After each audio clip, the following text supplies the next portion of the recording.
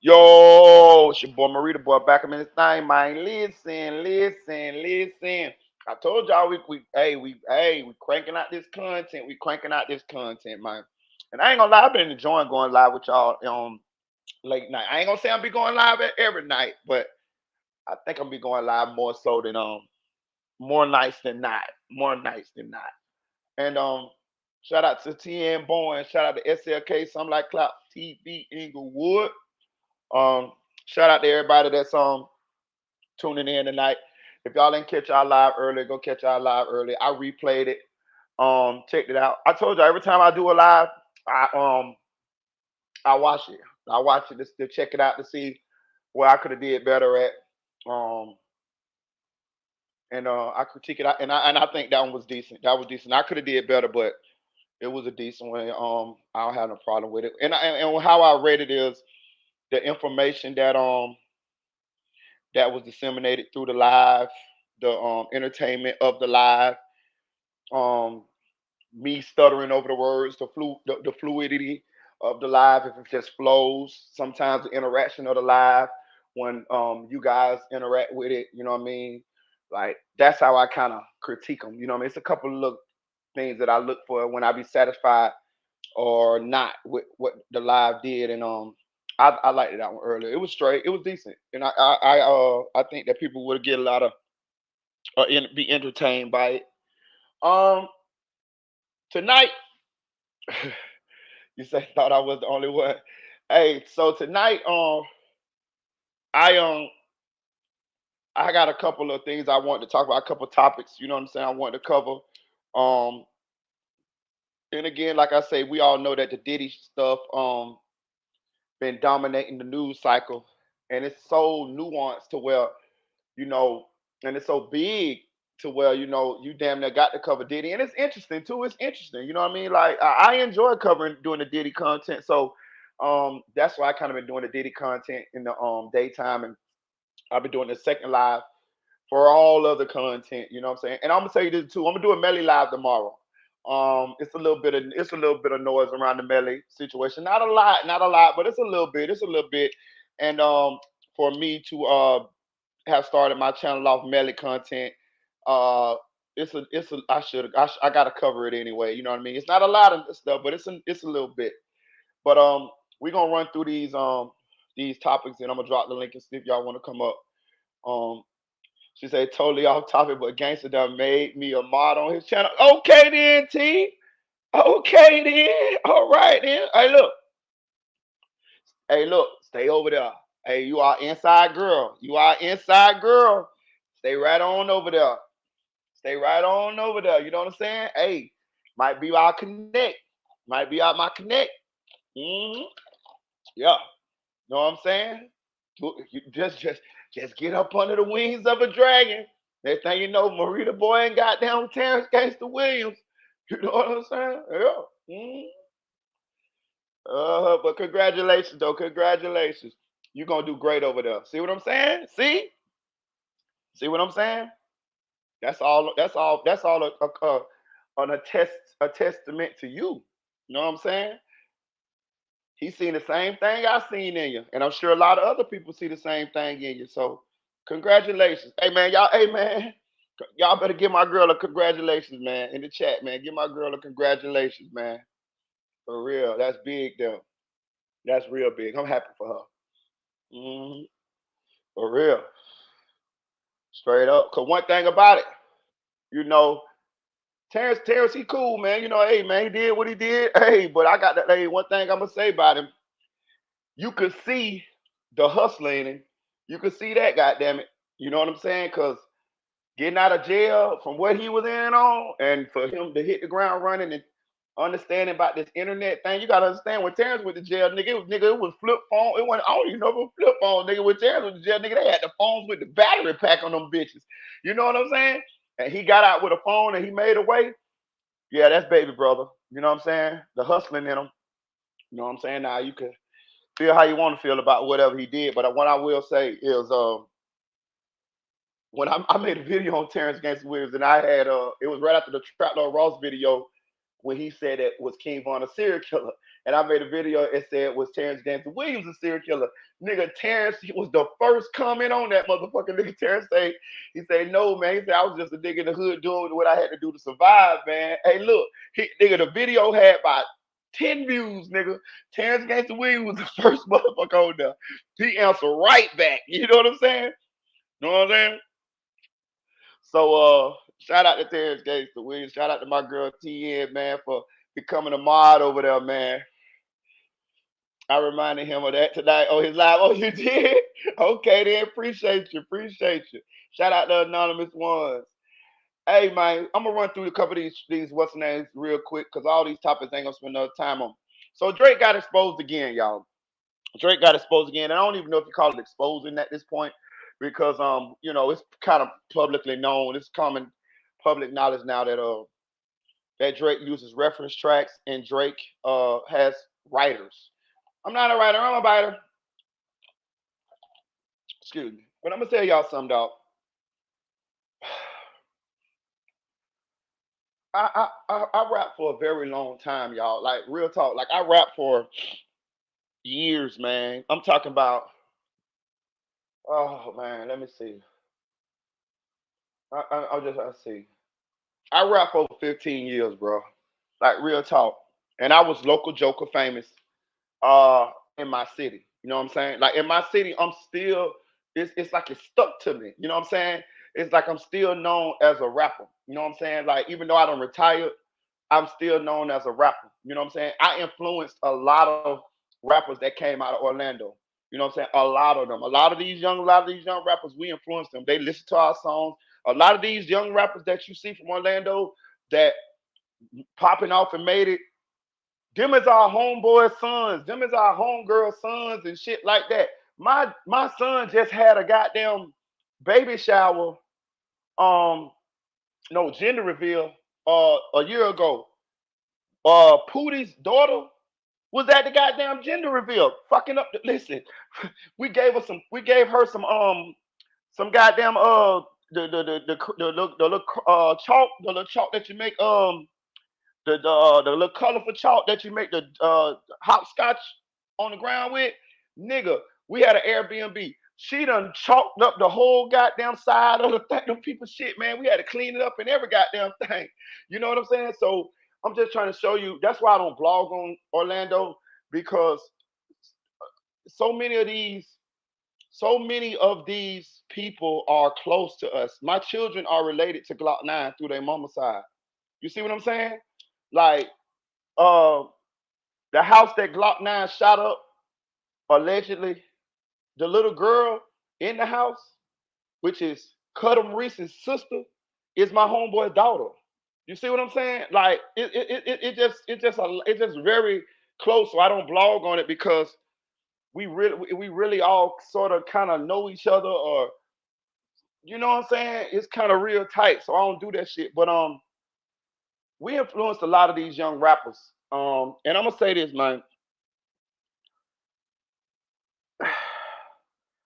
I spent fucking years writing songs, man. Like I can write. Like I can still make a song now. You know what I'm saying? Like no problem. I can get in the studio right now, put a beat on, get in the zone, and make some shit to it. You know what I'm saying?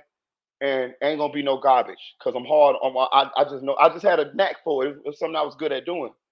Um, to the point that when I used to be in the studio, no matter what studio I went to, I was one of the top ones in that motherfucker. I'm telling you, that's how 10%. Me and 10%, Yo got artists, we supposed to have songs. I never even did a song with 10%. I used to like push it off. You see what I'm saying? Like I had so many songs that people used to ask me to do to when me and him supposed to, don't get it twisted. This nigga's talented than a motherfucker. And I ain't push him off. I didn't push him off because I felt like I was better than him or no shit like that. I pushed him off just because it was so many, I had so much shit to do, so many songs to do. I just always felt like I was gonna eventually get to it. And we didn't know the nigga was gonna get signed to CMG or none of that shit like that. I definitely thought that he had the motherfucking potential to do it. You know what I'm saying? His brother, if you're gonna, I go on YouTube right now. I got 3 videos on YouTube that 10%'s brother AUP shot for me. We used to pay him $400-$500, Hey, yo, shoot the videos for me. Ao the producer, done made songs for Beyonce, Taylor Swift. He got Grammys and all that shit. That's my boy. We used to pay Ao $100 for beats. I'm just saying, I know a lot of motherfuckers, right? I wrote songs for years. Like I used to write. I used to, if you go back on my Facebook, I used to get a ounce of weed, and I get a bottle of liquor, and I'll sit in the trap, and I will write all night long. I will write just write. I just listen to beats on SoundClick, and I would just write all night long, all night long, all night long, all night long. Some shit I'm gonna use. Sometimes I'll be in the zone and I'll make a song. Sometimes I'm just writing verses. You know what I mean? And I just put them in the tuck. Sometimes I had, and then when I used to write them on pen and a pad. Then after a while, I leveled up and started writing them on my phone. So I have so many verses and bars and shit in my phone. So when I went to the studio, when I used to get stuck, I could just paste put this bar with that bar and all that. I say all that to say this: it's harder than a motherfucker to write constantly, to come up with this, to come up with good shit. Like you can write some bullshit, but it's hard as fuck. Your mind got to constantly be thinking of some clever shit to say, some metaphors and shit to say that, well, ain't nobody else said it, or some smooth shit. You know what I'm saying? Like it's like a constant thing, to the point to where if I say I'm out somewhere eating or somewhere hanging out and I would think of a bar, nigga, I'll get my phone and write that bitch in the phone. I swear to God, now bar that I ever thought of, I would throw it away, because I would think that bar I could use it somewhere down the line, even if it ain't gonna be in that form. I could take it and flip it around, and I could use it, or it inspire me to make something else. Right? I'm just showing you how hard this shit is, right? Because I'm gonna make my point about Drake. I did this shit for years, like years. Like nigga, I probably got a million hours of writing, writing on paper. I used to have fucking book bags full of fucking raps. When I used to go to the studio sometimes, I'd bring the book bag and it'd be all jumbled up paper and shit. You know what I'm saying? Like I'd be unraveling it. You know what I mean? You know, back when I first started, it's hard as fuck to be. It's hard as fuck to keep to come up with good shit consistently. And on top of that, you might could come up with a hot song, right? You could come up with a hot song. Say you make a hot song, but it ain't no guarantee you can come up with another hot song and another hot song and another hot song and another hot song. I don't give a fuck how good you will. It's not no guarantee that you can do that. Some people can though. Some people is raw as fuck, and those are the upper echelon people. It's levels to this shit. It's levels to this shit. Real talk. It really is levels to this shit. Like you know what I'm saying. And those of us who've been in the hip hop in the hip hop game, who wrote songs, who rap, we understand this. The fans may not, the casual fan may not, but those of us who've been in the studio with these guys, you know what I'm saying, and we could see how talented these guys were, all on their own, how creative these guys were, all on their own. It might be guys that you've never even heard of, bro. They say, bro, listen. I remember when Bob first came out.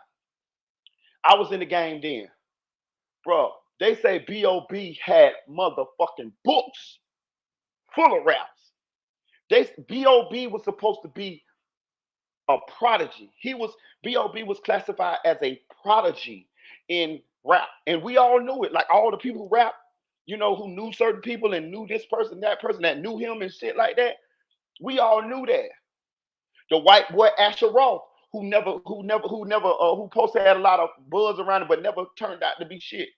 He had that same buzz. I'm just trying to show you how people who was supposedly prodigies that never made it. Jody Breeze, same thing. Jody Breeze was classified as a prodigy. You see what I'm saying? Like in rap, like, and you never heard it. Like they popped off a little bit, but then it was just true, right? So I say out to say this: I fucking am appalled that we done got to the point in hip hop to where a guy can have a rapper can have from 5 to 9 writers on a song, and this guy can be called one of the greatest rappers ever. No, no, no, no, no, no, son, no, no. You can slide that shit by people who don't know no different or don't know no better. And this ain't no hate. This ain't no hate to Drake. This could be anybody. Ain't no motherfucking way. This shit it that can fly with a singer because it's always been writers who wrote songs for singers and singers would sing the motherfucking songs and that's always been cool. But a rapper, nigga, you can get a little help. You can get your homeboy to help you with a bar. You can have somebody help you with a hook. You can get the producer to help you with his mixing. I mean with his creativity. Sometimes the producer motherfucking is key. You know what I'm saying? Especially when it comes to people like, all right, I'm gonna give you an example. Shorty Low. When Shorty Low first came out, Shorty Low was like, he can't rap. But you motherfucking put him on that guy with that good producer, and that producer chopped Shorty Low shit up and I come through and some nah, nah, yeah, boy, you a fool. Nah. That's all the producer there, bro. That's all the producer. If you put Shorty Low in the studio, God bless his dead. If you put Shorty Low in the studio just with a regular bullshit producer, that shit ain't gonna be flying. But you get in there with the right producer, and same thing with Sexy Red. You put Sexy Red in there with a regular producer, a regular raggedy ass producer, she ain't gonna finna. No, ain't none of that shit finna fly. But you put in that bitch with a hard ass producer who know how to chop her shit up and make it come back and make it sound good. Put on a hard ass beat, have you bouncing in that bitch. Boom, there you go. It's levels to this shit. It's some people who know how to make a bullshit track sound like a classic. Those are people who are more talented than others. It's levels to this shit. Trust me now. You know what I'm saying? It's some people that the beat could sound like boom, boom, boom, boom, boom. And I be goddamn, you leave them in that motherfucker, and you come back in that bitch about an hour later, and nigga, that bitch sound like the best song you ever heard. Just off the rapper. Not the producer, just the rapper. But it's others that need help. It's others that need more help with the producer, with the beat, shit like that, right? But all this 5 and 6 and 7 and 8 goddamn writers on this motherfucking track, and you sitting out this motherfucker talking about you the motherfucking best, you one of the best. Get the fuck out of here. Bro, let me tell you something. You know what pissed me the fuck off? When this man went into a rap battle with Kendrick Lamar, and the songs that he was using in the rap battle had co-writers on them. Get the fuck out of here. You disrespectful than a motherfucker. So you really finna rap battle me, Kendrick Lamar. I'm saying you Kendrick Lamar. You really finna rap battle Kendrick Lamar with songs that somebody else helped you write? Oh, you disrespectful to hip hop like a motherfucker. Because a rap battle supposed to be you against that man across from you. Mono e mono. Your creativity against his creativity. This is what this is about. I have won a rap battle. I only been in one. I only been in one and I won. I only been in one and I won. Everybody in my city know I won. I bodied his ass. That nigga rap career is over after that. And he was one of the best rappers from our hood. We actually looked up to the nigga. I didn't even know I was that good, honestly. I didn't think I was as good as him. But I just was mad. I was mad and I knew I had some ammo. I knew this nigga street life. And I knew how to put it. You know what I'm saying? I knew how to. What helped me out is he had blemishes on his record in the streets. He had got shot. I had saved the fuck nigga life. His name was Courtney, so I could play that. Courtney, you a girl, you a whole ass nigga. Your mama named you like that. You see what I'm saying?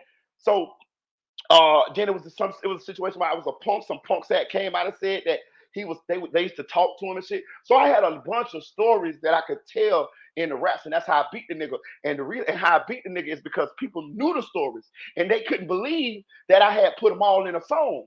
So that's how I beat the nigga. When it came to me, he couldn't say nothing. He ain't had no bad stories. Nigga, my record was, you know what I'm talking about?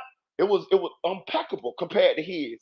You feel me? So that's how I won. But what I'm trying to say is, I still use my own mind, my own creativity. I wrote them songs, I put them together, I wrote them hooks, and when it all said and done, that's how I won. That's how you got to do it. Win, lose, or draw.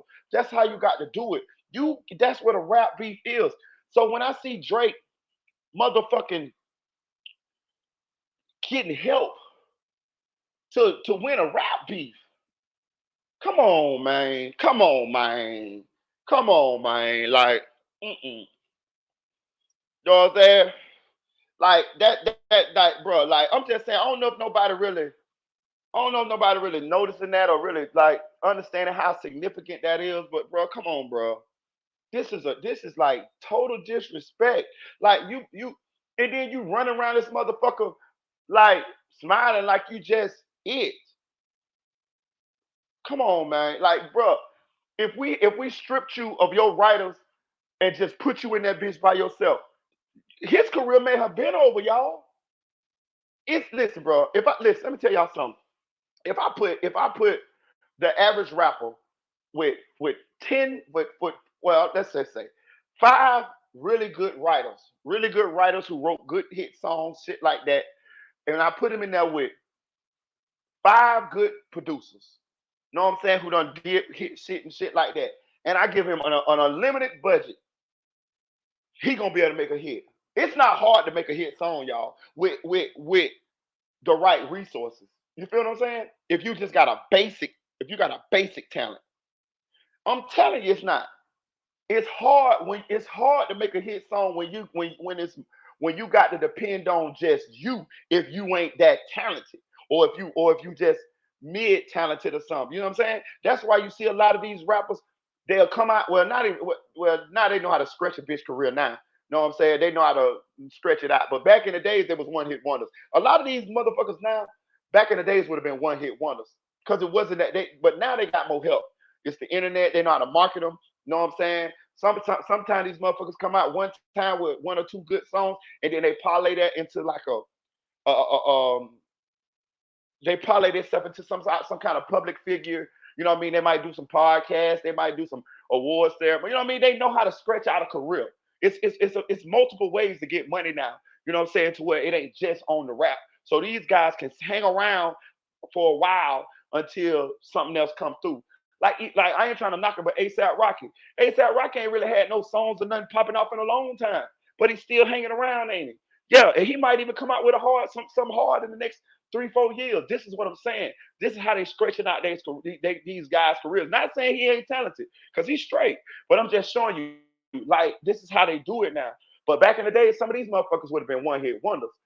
It is hard to reinvent yourself every time over and over again. When you come out with a song or a CD, right, and it's good, say it's good, you then have another challenge. You know what the next challenge is? To duplicate that. You have to duplicate that, right? Now, say you duplicate that. Say you come out with two. Boom, all right, it's good. You know what you gotta do again? You gotta duplicate that again. You gotta do it 3 times. And then when you do it 3 times, you gotta do it 4 times. And then when you do it 4 times, you gotta do it 5 times. You see what I'm saying? Most people catch hell somewhere up in there, right?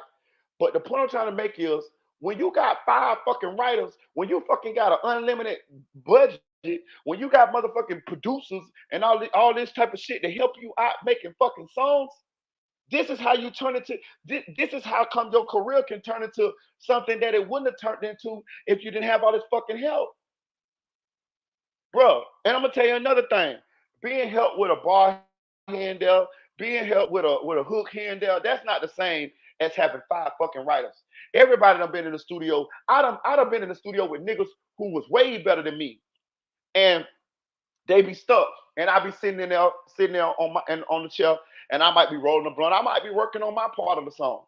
You know what I'm saying? And they'll be saying something, and they'll be stuck. And I'll be like, bro, say this right here. And they'll be like, da, da, da, da, da, da. And they'll say it. Now they'll be like, oh yeah, that shit, they'll fight. Yeah, go ahead, say that. Use that. That's you. You know what I'm saying? And nigga put that shit in the song. And don't nobody ever know that Marita boy helped such get through that little ball with that little piece. Same thing like me. I done been in there saying some shit, da da da da da da. And nigga be like, oh no, bro, hold on. So what you gonna say it again? Da, da, da, da. Oh, look, Marita, say this part right here. And I say it, I be like, da, da, da, da. Yeah, okay, yeah, that bitch sounds straight. Bet that up, homie. I use that bitch. Nothing never be said. Now, of course they help me. You know what I'm saying? Of course I help them. But that's not the same as a motherfucker making a whole song. Drake will have a motherfucker make a whole song and then he'll motherfucking rap the whole song, cadence and all. Drake, Drake will have a motherfucker make a whole song, and then him and his writers will switch a couple words around and switch the beat up a little bit, change the name of that motherfucker, and it's Drake's song. Listen, Drake's so bad at it. Listen, Drake's so malicious and so bad at it. Drake will sign you. Drake will sign you just because you have an original sound or a couple hot songs, and he will sign you to get you to finesse you out of the songs, or either finesse you out of your flow. I'm telling you, listen. They say all of them artists on goddamn OVO, all of those guys are done turned into Drake de facto think tanks, writers, and where Drake siphons these boys' creativity and shit from. Know what I'm saying? That's what he do. When Drake look what he did to the weekend. Them songs on Take Care was the weekend songs for the weekend album. He got in that motherfucker with Drake, and goddamn Drake, like, yeah, yeah, I like that. Yeah, yeah, yeah, I like that. Yeah, yeah. How you say that? Like that? Okay, yeah, yeah. Okay, boom. He asking the writers, hey man, y'all y'all got something for that? He ain't even trying to come up with nothing on his own for it. He asking his writers sitting there with him. Hey man, y'all got something for this song right here that the weekend done made? They sitting there like, yeah, yeah, we got some. They give Drake the verse. They telling Drake how to say the verse. He ain't that bitch saying the verse. Okay, he ain't even write this motherfucker now. They telling him how to motherfucker say the verse. He say the verse. He put the verse on the weekend shit. Now the whole song he didn't even make it. All he did was put his voice on there. The people over here wrote it. The weekend motherfucking wrote the bass song. The people wrote the verse. Drake just memorized the shit they wrote down, and he put it on there, and now it's his shit. Come on, man. Come on, man. This shit here is out of motherfucking hand, bro. This shit is out of hand, like Young Blue. Yeah, exactly. It's like motherfucker don't have to work for it no more. Exactly. I remember you had to sell your records until you got famous music credits more. Exactly, man. Like this shit is getting out of motherfucking hand, man. Like for real. Like, listen, I'm gonna read this shit to y'all, bro. It say after alleged reference tracks from a song Drake catalog has surfaced on social media with attention this time being directed to the Scorpion era. Listen to this shit. As you likely seen on your timeline by now, West claimed to be Vori's reference track for Drake's 2018 fan favorite Mob Ties is indeed currently making the rounds, thus setting off another round of a debate that has been particularly impassioned one for fans and detractors alike. To be clear, Vori has been credited as co-writer on the song since its release. Below the full rundown of names officially listed as contributors to the composition and or lyrics of the song in question. Listen, look at this shit. Look at this shit. Alan Ritter, songwriter. Ashley Turner, songwriter. Matthew Samuels, songwriter. D. Atkinson, songwriter. Jean Claude Oliver, songwriter. Anthony Cruz, songwriter. Aubrey Drake Graham, songwriter. Hollins Javon, songwriter. Inga Merchant, songwriter. McKay Corey, songwriter. Nasir Jones, that's Nas, nigga, songwriter. Samuel Barnes, songwriter. You see this shit? Hold on. 1, 2, 3, 4, 5, 6, 7, 8, 9, 10, 11. This nigga got 11 motherfucking songwriters. How, Sway? How? How? I'm fucking behooved. I have never in my motherfucking life. Can you imagine sitting in the Can you imagine sitting in a motherfucking studio with 9 songwriters? What the fuck is you contributing? One ball? You get what I'm saying? Like, if you in that bitch with 9 songwriters, nigga, you can write a motherfucking song in 10 minutes.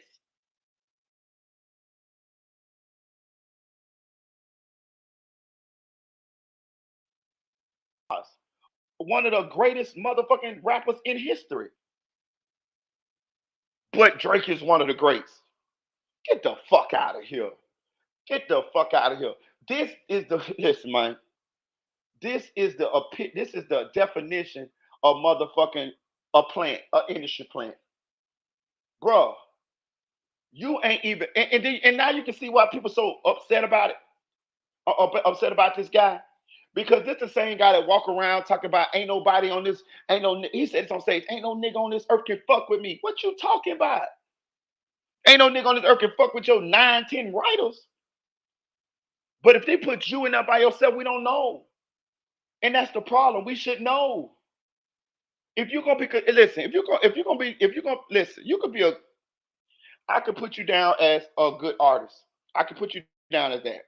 But I can't never put you down as a great. No, no, hell no. Not in hip hop. Now, if you was in the singing shit, yeah, I could put you down for them because you can write songs for singers and you know, and it's on their voice. You know what I'm saying? You can write a song for a singer, but somebody still got to sing it.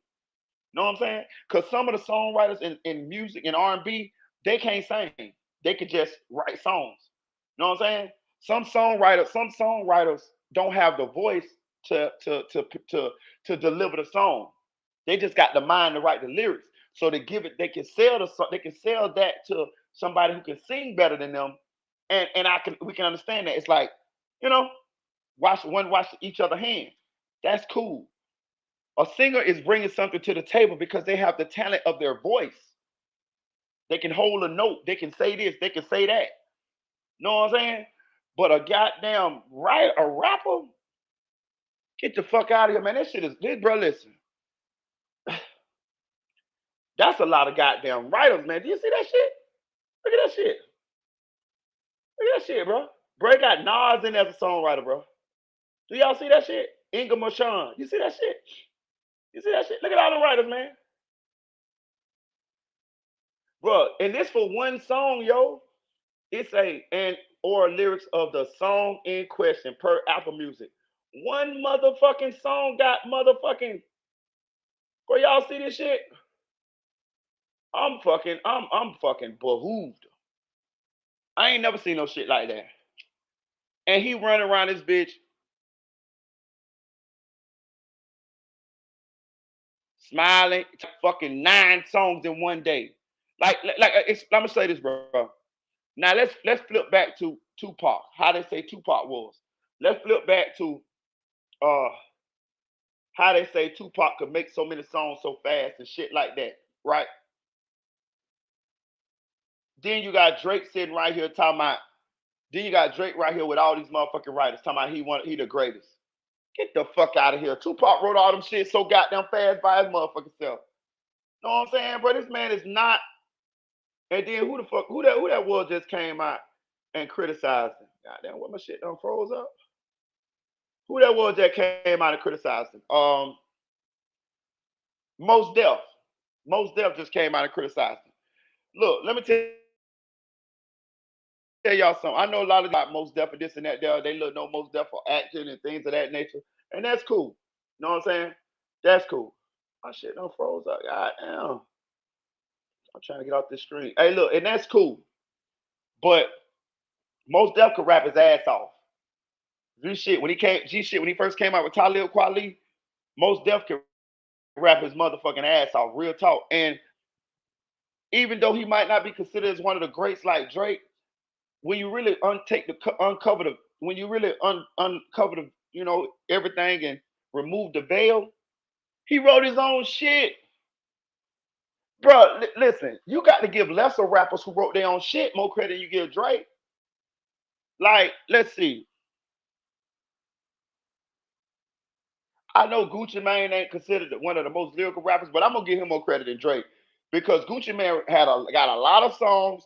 He killed them with a lot. Like at one point, Gucci Mane had so many goddamn mixtapes out. It was a shame. Gucci Mane make my goddamn 10 mixtapes a year. The point I'm trying to make is he at least wrote them motherfucking songs. He wrote them. He wrote them. Whether they was as great as some of Drake's songs or not, he wrote them though. That means something. This nigga ain't even writing his songs. This shit is insane.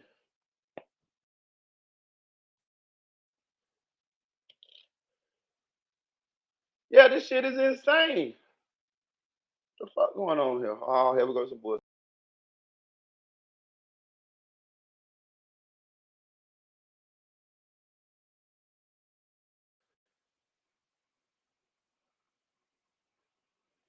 I see why they don't like the nigga. Bro, I can't get this motherfucking. Oh man, I don't know what's up with my computer, dog. I'm trying to get this shit up off of here. Hold on one second,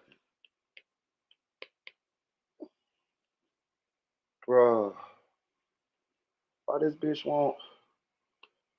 Let's see. God damn. What's gonna happen with this bitch, dog? I'm trying to remove this bitch off the screen real quick.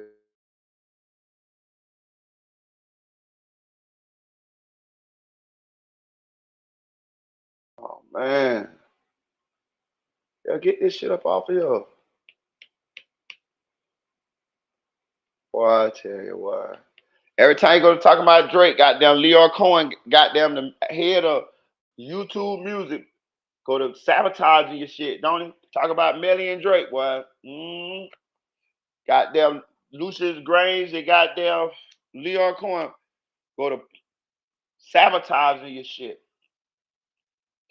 God damn. Bro, I cannot get this bitch off the screen. Oh my god, man. This shit is crazy.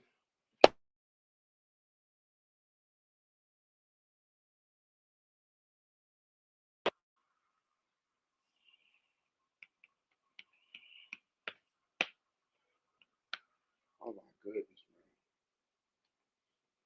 Why is this shit still on here? Bro. Y'all can hear me still? Jump in the chat, let me know if y'all can still hear me. Say yes if you can still hear me. Let's see what the fuck going on. Bro, I might have to restart this whole motherfucker, dog. Put a one in the chat if you can still hear me, man. Boy, that show sabotage a real nigga, dog. It's hard, but it's fair.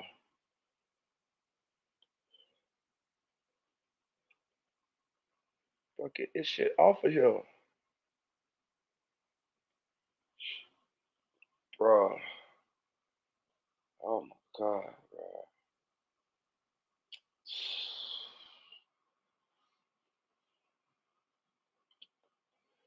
Bro, this whole motherfucking shit just froze up. Man. This is some bullshit.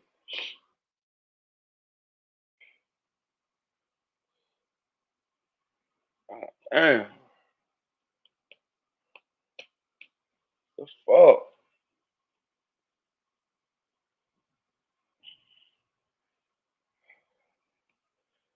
Boy, I tell you. I can't even motherfucking. Man, I got you.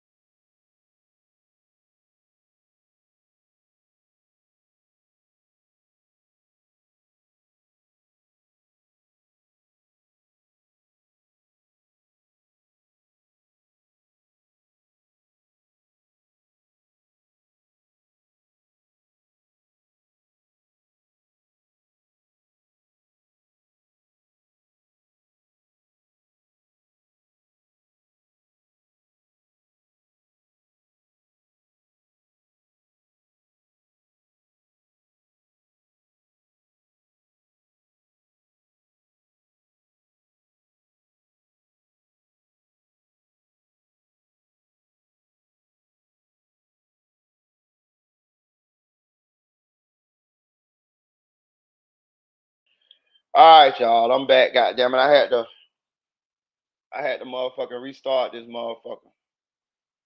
Man, get this shit off of here. I had to, yeah, yeah, I had to restart it. This motherfucker cutting up on me, man. But yeah, man. I mean, gonna start talking about Drake. Goddamn, look like Lucian Grange. Them mad at me, my nigga. Like Leo Cohen, them say don't talk about they $1 million baby. So, but yeah, this bullshit. He done, I didn't before I knew all of this. Before Pusha T and all of them exposed all the shit, Meek Mill and all this shit. I was cool with the nigga. But now that I know more about what I know, this nigga's a culture vulture. Um, um, and I don't throw around the culture vulture title as as much as some. You know what I'm saying? Because some people that they say culture vultures, I don't believe that they culture vultures. You know what I'm saying? And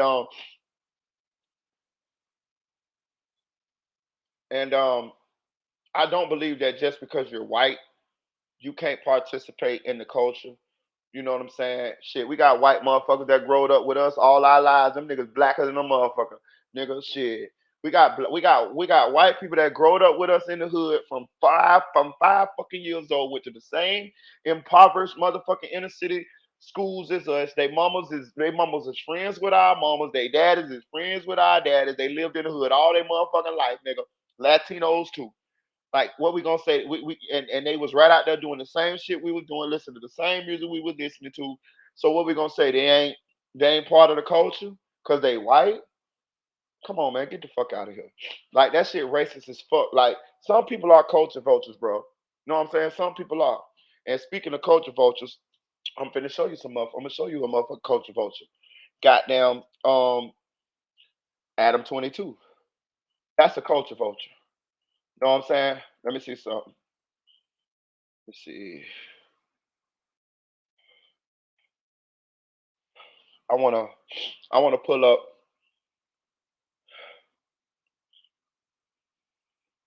I wanna pull up so as we all know, it's a good segue though, y'all. It's a good segue. So as we all know, um Adam 22 has fired Probably just pretty lying in much the car everybody anyway. at No Jumper. Right? Excuse me, y'all. My sinus is like a motherfucker. I feel like I'm gonna have to sneeze in a minute. Um he done fired damn near everybody at No Jumper, right? Now, if you pay attention, if you watch No Jumper, I didn't watch No Jumper a lot. Because Adam just threw me off with all this motherfucking. Every now and then he'll be saying some homo shit. You know what I'm saying? Like that shit that's don't fly with a real nigga. Like we ain't just gonna be up this bitch every day and every night and you always jump out the woodworks with some old homo shit. Excuse me. But it sounds like mother.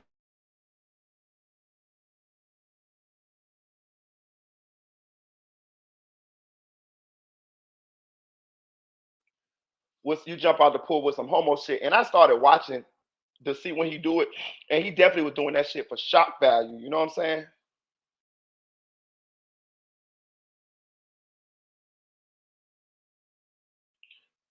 Thank you, SLK. He doing that shit for shock value. Like, bro, just imagine, bro. We some real niggas, bro. We heterosexual men. Like, we ain't on that fuck shit. And we just sitting up there, and then this nigga go to asking the guest we interviewing about his genitals, and he want to see what his Johnson look like, and all this old fuck ass shit. Like, bro, like, yeah, man, listen, bro. Me and my niggas, we would have, man. Look, bro. Hey, bro, what's up with you, boy? We just started calling him boy. What's up with you, boy? We just said it like in a little joke way, but we really like serious with it though. I'm saying, what's up with you, boy? What's up with all that type of shit, my nigga? Like for real. Like I couldn't sit up there comfortably every day and everybody you interview, you got to say some off the wall homo shit. That's disrespectful to them people, and that's disrespectful to us as well. You know what I'm saying? But what was going? I'm telling you what was going on, bro. Let me tell you something, bro. He was lightweight, sizing everybody. When he do that shit, he's sizing everybody in that room. He's sizing the dudes that's supposed to be gangsters, gang members, and alphas and heteros men. He's sizing y'all because he's seeing how much He's seeing what he's doing is he's seeing how far he can go. He said he in his mind, he like, oh, I got control over these niggas. Cause these niggas ain't gonna even say nothing about the shit. It's akin to damn near like grooming. You know what I'm saying? Because it's like however much you let slide, it's like you ain't really standing on shit. See what I'm saying? Because if you standing on something, then you gonna either say something or either you gonna remove yourself from it. You know what I'm saying? It's a lot. It's a lightweight. It's really a lightweight size of you. You know what I'm saying? Even if he ain't saying it directly to you, because that shit disrespectful. You know what I'm saying? Like you got like I'm not gonna be sitting up there and you just keep doing that shit to people. You know what I'm saying? Like hell no, I'm gonna say something. But the fact that when them boys then removed themselves from that platform when he was doing that type of shit, disrespecting them people like that and disrespecting you at the same time, he knew right then that you guys up here for for a reason. You see what I'm saying? It's like I can manipulate y'all. And if you pay attention, he has started pitting the hosts against each other. I've been had seen what No Jumper had turned into. No Jumper had turned into all of these dudes that's up there wanting some clout or for whatever they wanted by being up there. He had went to using them for content. He exposed the one nigga for sleeping with a man allegedly. He'll tell this nigga one thing and tell this nigga the other thing, and now these niggas up there like about to fight.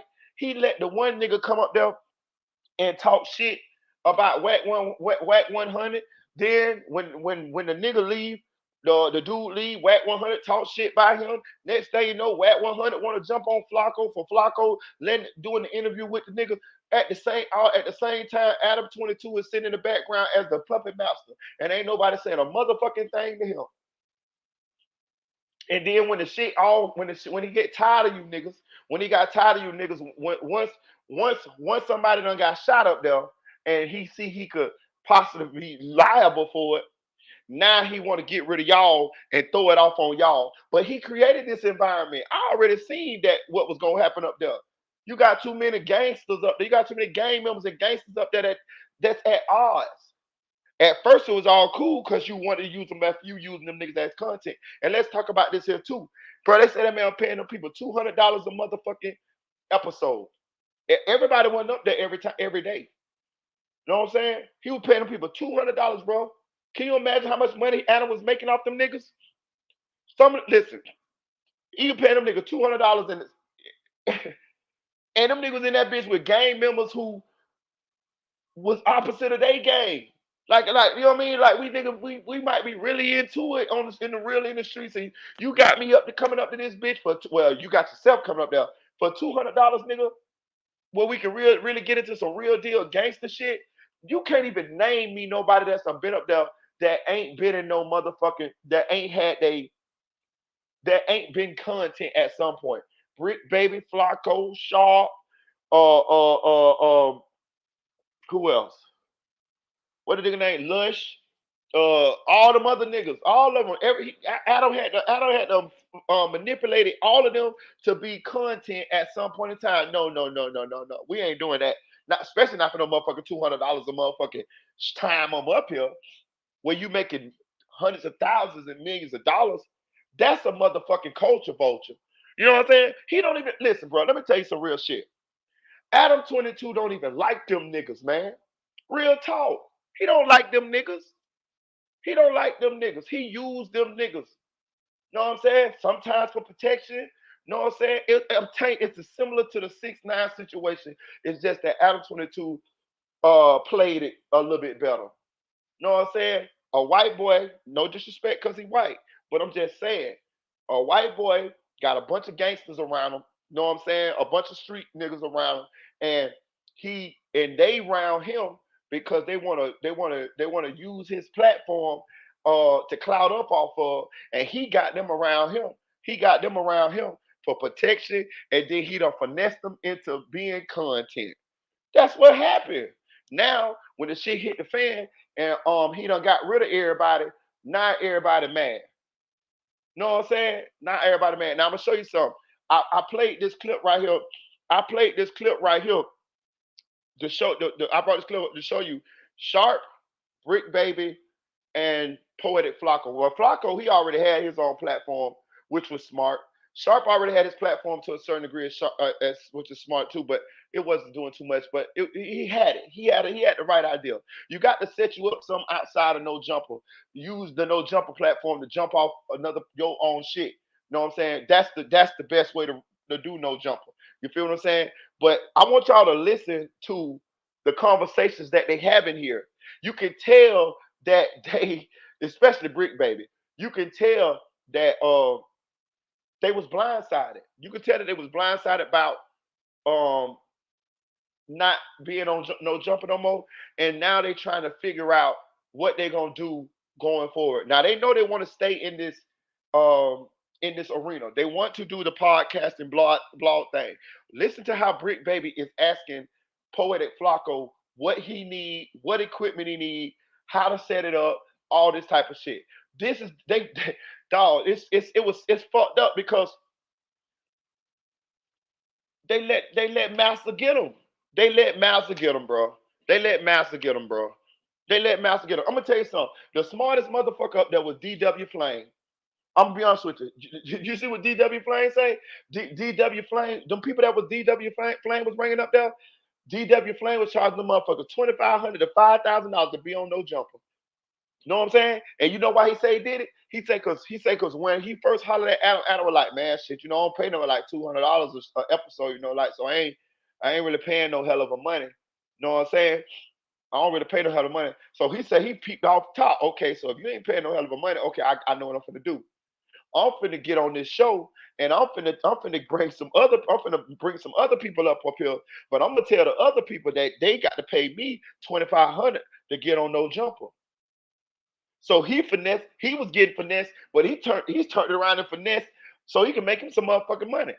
So DW Flame sitting up in that bitch. DW Flame sitting up in that bitch. Okay, you gonna pay me $200? Okay, cool.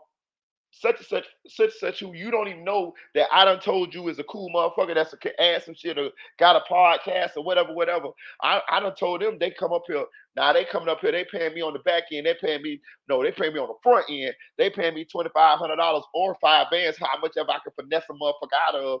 And I'm sitting up here taking the 200 from you, and I done made 25 here, so I done made 2,700 per episode, or I done finesse the motherfucker for 5 bands, and you pay me too. So I got 5,200 for this episode. So, nigga, you ain't got to pay me, white boy. You know what I'm saying? I'm finna finesse your platform and make some motherfucking money off you since you motherfucking playing these type of games. And it's gonna be beneficial to the people who agreed to pay the money to get up here. So he was the smartest motherfucker in the room. But I want y'all to listen to them. And I ain't mad, and it's not to laugh at Brick Baby or Sharp or none of them. It's not because um I don't really feel no kind of way up towards them. You know what I'm saying? It's just that Adam 22 is exposed, bro. He's exposed, bro. He been exposed. He been exposed.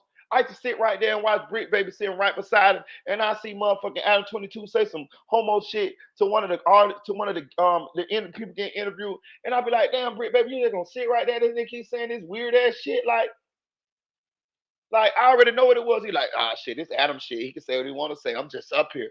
No, that shit reflects on you too. You know what I'm saying? Like, you know what I'm saying? Like, that shit is crazy. Like, I'm not finna be sitting up there and you just keep talking about you want to see a man's genitals and all of that type of shit. Like, bro, that's this shit uncomfortable for me, bro. You know what I'm saying? Like, god damn, like, that ain't got nothing to do with what we talking about, gang. You know what I'm saying? Like, you know what I mean? Like, do that shit when you got Sydney Star and all them other motherfuckers up here. Don't do that shit. Like, to be honest with you, Brick Baby them, he sized Brick Baby them when he put that gay crip dude up there. All that shit was a sizing.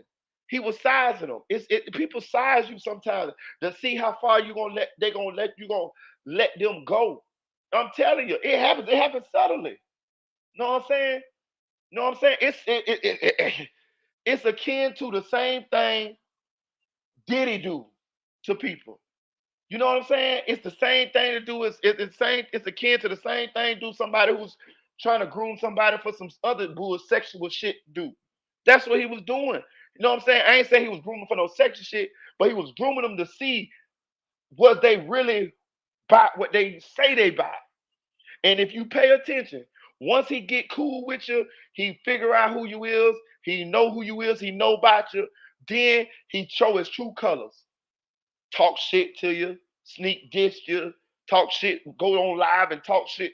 Who the fuck is Adam 22 to be talking shit up to these real niggas? Gangsters, real street niggas. You see what I'm saying? The reason why he do that is because y'all done let him get up under y'all. Y'all done let him get up under y'all. He play like he cool with you. Then he get up under you. He understand. He figure out what you got going on. And then he see how big of a threat you is. And then he see how he can do you. Culture vulture. Then or he'll get some more niggas around him and use them as protection so he can say certain shit to you. He feel like he can say certain shit to you because he got these other niggas over here who willing to go to war for him because they want to use his platform and they falling for the okie doke too. Come on, man. I see that shit a thousand miles away. Know what I'm saying? Y'all gotta stop letting them get away with this shit. Y'all gotta stop letting the colonizer get away with this shit. Bro, listen, let me tell you something. I wouldn't have no problem with him if he was on the up and up. Like it ain't really a white or black thing, but it is because I see that's what it is with him. I'm telling you, like he show you who he is. Let's not talk about going in his back in his what's the name when you can see the skinhead shit that he got going on in his past.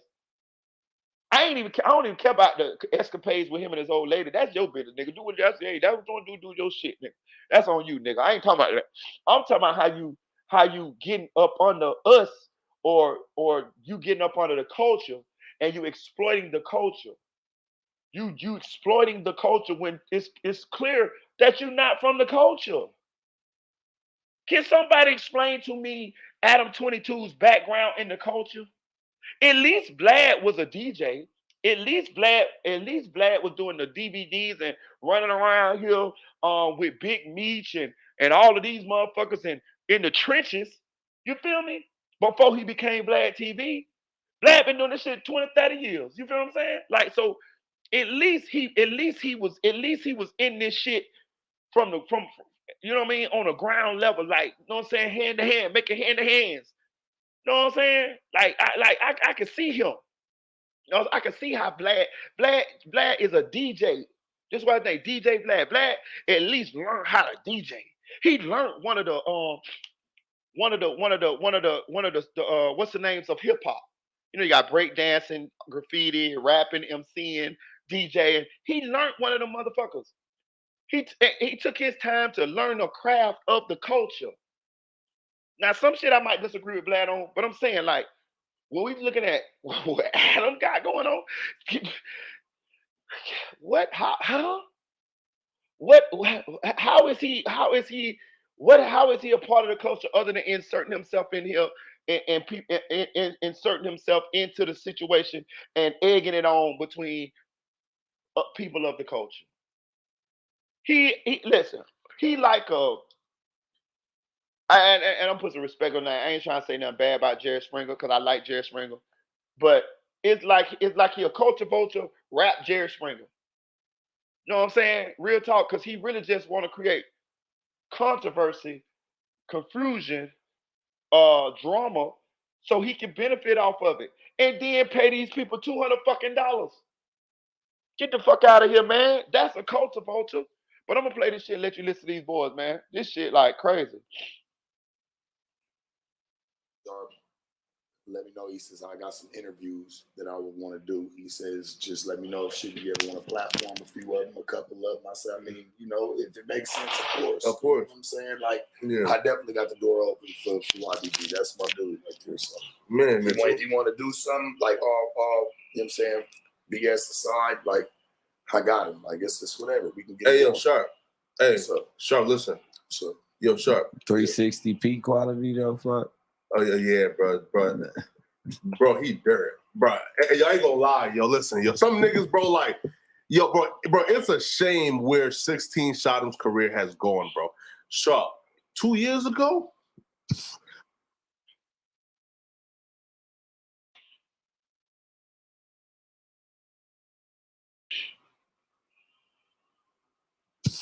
Bro, he was known as the go-to Chicago interviewer, nigga. Bro, he was known as that nigga. Bro, 2 years ago, right? Bro, Adam and offered him a job, allegedly, according to him. Hey, I want to say this too, because I forgot this at the beginning of this video. Hey, look, I don't got no problem with your Flacco, but I gotta call a spade, my nigga. You is talking about 16 shot him because 16 shot him spit in your motherfucking face. And you sitting up here trying to make you sitting. I noticed that every chance you get, you try to sneak this 16 shot him. You the motherfucking one disrespected that man. You the motherfucking one who listen, let me tell you something. I have never seen 16 shot him just straight up disrespect nobody, bro. I just gotta keep it real. Know what I'm saying? Never. Bro, listen. You disrespected that man. When you had that man spit on you, when you had a chance to handle that shit, mano a mano, he spit on you, you ain't handle that. So what's the point of you going around just talking shit, sneak this? You can do the fuck you want to do. That's your business. I'm just saying, the shit look weak, my nigga. The shit look weak, bro. And you be sitting around here trying to egg other people to get into, to egg other people to say shit about 16 shot 'em because you got a motherfucking problem with 16 shot 'em. Come on, man, that shit weaker than a motherfucker. And I'm gonna tell you what's gonna end up happening. You gonna end up putting yourself in a situation where 16 shot 'em or somebody gonna run down on your ass because everybody know that you ain't really motherfucking about that. Know what I'm saying? The nigga spit on you, bro. Ask the man for a favor. I'm pretty sure 16 to give you one. You know what I'm saying? He'll give you one. Know what I'm saying? Every time that man don't even say nothing about you, don't speak on that shit no more. It's shit over with. But if your feelings were so hurt that he spit on you because you disrespecting him, then you should have did something about it then.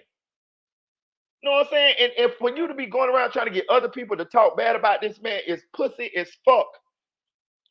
You know what I'm saying? That shit weaker than a motherfucker. But listen to this shit, bro. Listen how he keep trying to, you know what I'm saying, talk shit about the man, really, because he got a problem. Even Shark gonna be like, man, I ain't got no problem with 16, man. You know what I'm saying? And he gonna be like, I don't got no problem. Yes, the fuck you do. This whole shit. See, this is what happens when whole niggas do whole shit and they don't even realize that they're doing whole shit. You see what I'm saying? Listen, that's why I'm gonna tell y'all something. Being real is not hard if you real. You feel what I'm saying? It's not hard if you real. And let me tell you something. And the core essence of being real is being a stand-up motherfucker. That's really what it is. It's not that hard. And to be honest with you, the core essence of being real is being a good person. Honestly, I'm gonna tell you, really, it's really being a good person. It's really, oh, I'm not finna do this because that shit ain't cool. That's what being real is. Or either I'm finna do this because this is what I got to stand on. That's what being real is. But when you run into motherfuckers like him who don't know what it is, they do shit like this and they and they think that we can't that they well, okay, I'm gonna say this. They don't understand that real motherfuckers, we know what real shit is. So when we looking at it, when we see it, we can call it out just like that. We can call that shit out like this. We can peek that shit so quick, and they don't know because they not real. That's why you can't. Listen, bro. That's why when you ain't real. That's why when you real, you can't hang around no flaw fake motherfuckers. You know why? Because they gonna continue to do fuck shit, and it's gonna make you mad. That's what happened to me. That's what happened to me over there on what that shit is. What the shit was? Triple Threat Friday. I'm a real motherfucker. I'm hanging around some fake motherfuckers, some nasty, immoral motherfuckers. And what ended up happening, what was gonna happen anyway. A fake flaw motherfucker, a sucker motherfucker gonna always do some flaw shit and they gonna piss you off. Know what I'm saying? And because they they writing their own rules, but they writing flaw rules. See what I'm saying? It's a code of ethics to this shit. You feel what I'm saying? Being real is a code of ethics. It's a code to this shit. You know what I'm saying? Like for real. You know what I'm saying? I'm gonna treat you a certain kind of listen, bro. You a real nigga, bro. I'm gonna treat you a certain kind of way. I don't got to even I could have just met you. But I know you're a real nigga. I might have heard your reputation, heard something about you. And when I get around you and I get to see you and I get to vibe with you, oh, this a real nigga right here. This a real nigga. I'm finna salute this nigga. You know what I'm saying? Like for real, nigga. Nigga, real niggas be so happy to and I keep saying real niggas, but you know what I mean, real people, how you want to call it? Cause you be white, black, whatever, A-rap, whatever. But real niggas be so happy to meet another real nigga. I swear to God, I do. When I meet another real nigga, I be like, I just nigga, that's my cousin that I ain't know, that I ain't never, that I ain't seen in 30 years. You know what I mean? Cause it's, it's just like a kinship. It's a feeling. It's a bond. It's a like, damn boy, it's a rarity. But listen to this shit what Flacco saying. Like, listen to this shit what Flacco saying. He don't even understand that this fuck shit. Sharp do. Sharp do. But look, and I ain't saying Sharp a real nigga. I ain't saying that. I'm not passing off that. I'm not even going that far. I'm not saying he ain't. I'm not saying he is. I'm just saying that Sharp do recognize that there's some fuck shit that Flacco is doing. Listen to this shit now. Hey, you can listen. I want you to speak on that. Yeah, sure, come on. But I noticed like this is what your friends do. It's like when the podcast or this type of stuff is a virgin, the homies kind of come through and really bless it with just the craziest shit, like just off the dribble. But continue. So you say 16 shot. Listen, I love you to death. Of course. I'm rocking with you no matter what. I don't got nothing against 16 shot. But I don't either though. Okay. Right? Talk about it. All right, there. Come on. Listen, I have no issues with the nigga, right? Lying like a motherfucker. Facts are facts, right? Sticks in the chat. Right? Facts are facts, right? So, if I say, yo, damn, homie, pause and no pun intended, you used to be the man, homie, and now you got 250,000 subscribers, but you doing 300 views on a video? Nigga, it's over with for you, nigga. Bro, go get a job like delivering pizzas now, my nigga. Because there's no possible way you can revive a channel that's doing 300 views and you got 250,000 subscribers. The fans is checked out. They're tapped out. It's over with, right? They already started with shooting hundreds. It's coming. Yeah, man, coming down, bro. Man. Now you see that? You see what he said? He using their platform because this is Sharp's channel right here. He's using a Sharp platform to do this to 16 shot him. Nigga, you got your own shit. Why don't you make your video against 16 shot him over there? You see the sneaky shit he doing? Now I'm gonna say this too. Sharpnum is in between on this shit. I'm gonna tell you why they in between on this shit. But he said, let me tell you something. Sharp said what he said for a reason. He said what he said for a reason because he don't agree with what Flacco's doing, right? But that's why he said that disclaimer, right? Hey man, hey, I don't got a problem with 16. I love you to death.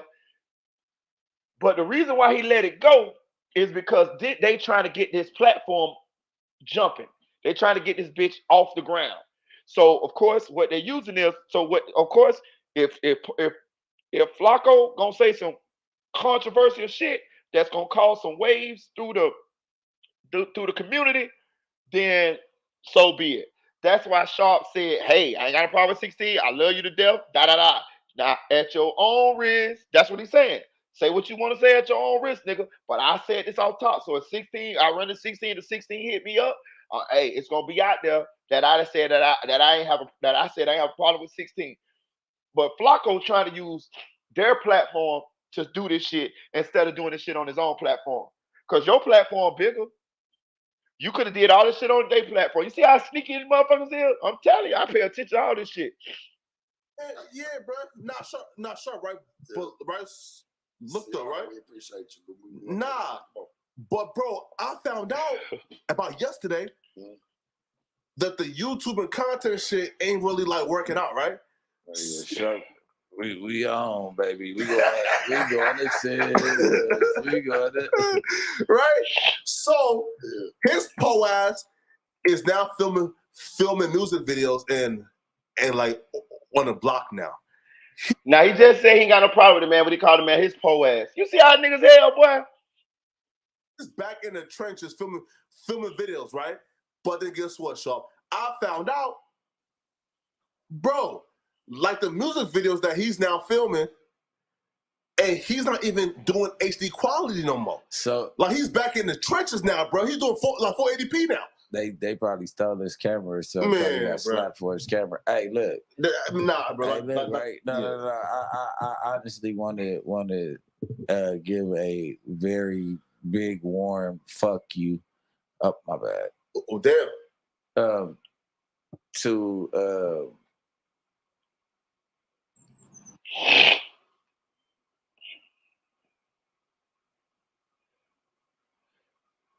Facts Anonymous one. He watching like a hawk. because you are the one feeding damn homie all of this information. Oh really? So yeah, this is from the bottom of my heart. Fuck you. Hey, listen. Dead homies. Like I told you he was a bitch. straight up. No, listen, bro. Hey, now peep game right. So Brick Baby just said fuck you to 16 because he said that 16 is feeding damn homie. And if y'all don't know, damn homie is was another one of the hosts. The lady also, she is the lady that allegedly used to date Sharp, and Sharp kind of like got a thing for damn homie. And he Brick Baby is saying that damn homie is talking shit um to Brick Baby, right? But he's saying that the information that damn homie is getting, she getting from 16. I don't know nothing about that. I don't know what she getting from her now. I don't know that. That don't sound like 16's character to me, but hey, I don't fucking know. You don't quote me on that. Hey, I don't know. You know what I'm saying? I just don't know. But hey, this is what he's saying. But I just want y'all to peep Sharp right. Look at Sharp. Look at Sharp. He don't like that because he likes damn homie. Damn homie is like he like damn homie. He fucked up about it. You know what I'm saying? And Brick Baby is saying that damn homie is dissing him because 16 shot him is putting the amp in damn homie's back. Just peep what Sharp say. This shit be hilarious, bro. Remember, she like, I'm about to meet up with 16 after this while we arguing. All the time she looking at her phone, coming up with stuff that she knows nothing about. Why didn't you have this energy for DW? Why didn't you have this? Why you didn't? That ain't her lingo. Yeah, then I feel you. That's it's real. like answer this question: Are you going to your hood on the 10th next month? Like, who are you talking to? Whack or somebody? Like, first and foremost, I forgot that was said. That was crazy. Yeah, like I ain't gonna lie. Would you ever come through here on the 10th? Like, what are you talking about? You plus plan on never coming back to LA on the hood, because now you making it to where it's like a for show ban. I don't give a damn who you call. If niggas in the penitentiary you have, reach out to me. Shout out to the bounty hunters nigga, whatever his name is. But at the end of the day, I ain't picking up them phone calls either. You know what I mean? I'm my own nigga. I fuck with the bounty hunters. Whatever they got going on in jail and all that his homeboy got going on. And if you want to defend a white girl at Whack 100, if that's who you teaming up with, got the warmest fuck you for everybody that teams up with Whack 100 too. So you get what I'm saying? Like, it is what it is. So 16, you know what I'm saying? You was feeding information. We know who the mole is. So, you know what I mean? You don't got to play the be cool with me in my face, nigga. Like when you at LA and shake my hand and all that. If you still feel a certain type of way about what happened back in the day. Wait. Well, hold up. Like what happened back in the day? But look, I'm gonna say this, right? No. I was just getting into it. We got to unpack it. That's cool. Hey, listen. What if he didn't? What if he didn't? Yeah, what if he didn't? I'm telling you, she was on the phone with 16. He's gonna say he didn't. They're all gonna say they didn't. There can hold some truth to it. Right? If he didn't. But what if he did? If he didn't feed the information, if it was genuinely wasn't him, because I feel like, granted, anybody can feel how they want to feel about a person. Do we feel like 16 would stand up for it if he did it? Like, yeah, nigga, I did. No, he's a bitch. No, he wouldn't. See Sharp trying to like clean it up a little bit. You get caught doing sucker shit, you ain't gonna never admit to doing no sucker shit. Unless you get caught. Yeah, you got to get caught. I ain't got time to go through her phone and go through what it was. The shit you was bringing up, you had no you don't even know the relevancy of. You talk about DW Flame. I'm asking her, when did I get into it with Flame to where we was in the arguing match and I was supposed to have a certain type of energy for somebody listen to me. Somebody's definitely feeding her info, like in how she even moved. Granted, we already know that. What I'm trying to figure out is, did he do all of that? As in some of the stuff that was happening with Brick, because she 100%. Was saying like a lot of shit that was like, it's him. That ain't even your thought process. Yeah, 100%. She would have came with something else. I'd have been like, all right. And I understand why you're speaking on it because that shit's fresh. People was talking about. Yeah, he tapped into the Nojumper universe. He watching every little step. So I just wanted to get on that. You know what I mean? Like, Flacco got his own reason. I just don't like fake wishy-washy bitch ass shit. Listen. And if he did, nigga, I apologize. But I strongly feel, and I really don't. Yeah, that's what I'm like. But nigga, if he didn't, nigga, that would be the way I go about it. But I don't see myself taking that back because I strongly feel how I feel about the situation. Man, here, bro. Listen, man. Like, I knew that 16, bro, that was a fuck nigga, right? When that nigga hates 16, boy. Interviewed, right? And two niggas who told, right? And had those niggas come on his platform and say, yo, Batman Cabo snitched, right?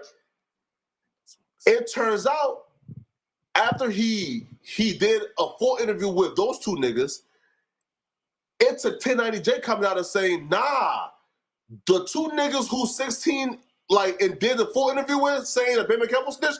Nah, those two niggas, they actually snitched. Here's the paperwork, and they told him Batman Campbell. And then after that 16 shot him, ain't say shit. No apology, no nothing, right? And just kept it pushing. Bro, he's a bitch. Hold on. But you the same nigga that did the interview with what the dude name is, what the little Latino dude name is that from the same city as Wack 100. He from Pacoima. Let me see. Yeah. What the little Latino dude that be up on Nojumper? He from the same city as Wack 100. He from Pacoima. But Wack 100 sets and his set is beefing. Like they mortal enemies. The little Latino dude be on Nojumper. He got a restaurants and shit. But anyway, Poetic Flacco is the same nigga that interviewed the nigga, and the nigga sitting up there talking shit about Wack 100. Like, listen, let me tell you something, bro. Let me tell you one thing. What we ain't gonna do. If you fuck with me, I'm not finna be sitting up here letting no motherfucker just sit up here and just talk shit about you. Now I understand people don't like Wack. This ain't really even about Wack. This about the motherfucking principle. This about the motherfucking principle. If me and you cool. This is why I remember when Wack was just about to fight him or fake fight him, because that was some fake shit too. Because if you watch how Wack jumped up, he ain't want to fight. I have never jumped up like that. Listen, in my life, I have never, like, bro, that's what I be trying to say. Listen, I'm not the realest nigga. I ain't trying to portray none of that shit. But I gets down, man. Like, I know how this shit goes. Like, I have never pump fake fighting like that. You see when Wack almost like he just jumped up on Poetic Flacco a couple days ago and fake like he wanted to fight him. Like he jumped up and waited for a nigga to grab him. Like I have never did that. I have never did that in my life. If I'm gonna jump up, you finna get hit if I'm that close. You know what I'm saying? Wack 100 jumped up. He jumped up, put his hands up like this, and did like a nigga, my bush like I should, huh? Bro, he had like 4 feet between him and Flacco. Like, you know what I'm saying? Like, how the fuck, like, if you wanted to hit that man, you could have hit that man. Why jump? Listen, bro, I'm not finna jump up in your face if I'm finna hit you. If I'm not finna hit you or try to hit you. Like the dude that grabbed Wack grabbed Wack by like the tag of his shirt. Like Wack could have just he could have just like flexed his shoulders and got out of that shit. Like that shit was fake. Yeah, comparator. That's it, comparator. Yeah, that nigga. Like Poetic Flocko, you interviewing this man talking shit about Whack 100. Like, to me, that's fake. If you cool with Whack, Whack cool with you, y'all cool. I'm not finna let nobody come up there and just talk shit about my people. That ain't finna happen. That ain't finna happen. Nah. This interview over. Yeah, you get the fuck on up out of here, player. Nah, it is what it is. Like, look, you're not finna do that because I'm a fuck nigga now. Know what I'm saying? I'm a fuck nigga now because I fuck with this man. Know what I'm saying? I ain't like it just it ain't got nothing to do with no gang shit. It just got to do with like real shit. Like what kind of shit is that? Now if I really don't fuck with him, then that's different. Know what I'm saying? And if I really don't fuck with him when he gonna already know it anyway. But when he run into me and he say some shit like, hey man, you had that nigga up there, da this and da that, I'ma stand on it. I'm gonna be like, hey, yeah, nigga, hey, I'm doing an interview, nigga, what's happening? Nigga, me and you ain't cool like that anyway, nigga. I would have told nigga straight up, hey, look, man, nigga, me and you ain't cool like that anyway, nigga. I don't know we ain't friends, nigga. Know what I'm saying? I would have told Wax straight up like that if we wasn't friends. If we ain't just associates or some shit like that, I would have stood on it. You got to stand on it. If you're gonna do some shit, you got to stand on it. Don't be up there copping deuces talking about, oh man, Adam booked him and I didn't have nothing to do with it. Nigga, yes you did. You were sitting right there. You were sitting right there asking questions and all of that shit too. Telling Wax you cool with him, but then that's whole shit. You know what I'm saying? If you don't fuck with a nigga, let a nigga know you don't fuck with him. Nigga can respect that. Know what I'm saying? Whatever come behind it, come behind it. Know what I'm saying? That was for the screen. For real, it was. They had a real conversation. I knew it. I seen that fuck. Listen, when I seen Whack 100 fake move like he wanted to fight, I knew that was a fake move. Bro, I ain't never seen a nigga jump up to try to fake fight a nigga. And like, bro, who talking? I don't know, dude. They though. Yeah, like that shit crazy. Y'all right though. I knew that shit was fake. SLK. Hey, also too. Hey, listen. Oh, also too though. Hey, let's not start like speaking on bad paperwork. Cause boy, he bro. Yeah, Boy, Javon, Mexican dude. His paperwork, bro. Boy, 1090 Jake, like put up that video, nigga. Oh, he got a video. No, sorry. So 1090 did a video where he actually showed that he was arrested for some nasty shit, but it ain't go like too far, right? Right? That's the girl parents said not like we're not like trying to like you feel me? Ruin this you feel me? Right? So bro, what was the nasty? It's nasty work. Let's unpack. Cause again though, I want to know. Right? You see how Flacco just trying to he fucking hate 16, boy. Hey, listen. According to 1090 Jake, the girl parents said, hey, bro, like, we don't want to. Hey, look, Flacco might not be scary, but they don't bury the scared, they bury the dead. Fuck around, don't be scared you want to. Yeah, be pushing up daisies, fucking around, fucking up telling you. I don't want you to be scary. I want you to walk. I want you to walk in. Look, I don't want you to be scary. I want your dumb ass to walk right down the middle of the street, screaming my name. Look, Marita. I want you to scream from the top of your lungs. I ain't got no gun. I came by myself. Yep. I'm gonna be right in the second floor window of the bando with that goddamn AR, and I'm gonna knock your ass off like goddamn Lee Harvey Oswald. What that nigga name? Yeah, Lee Harvey Oswald. Yeah, don't be scary. Yeah, I don't need you to be scary. Mm-hmm. Know what I'm saying? Well, I see so many niggas that wasn't scary die. Nigga, I'm telling you some real shit, bro. Listen, bro. Listen, y'all listen. Motherfuckers listen to me if they want to. I don't give a fuck. All that ain't scary shit. That shit will get you killed quicker than a motherfucker. I'm telling you.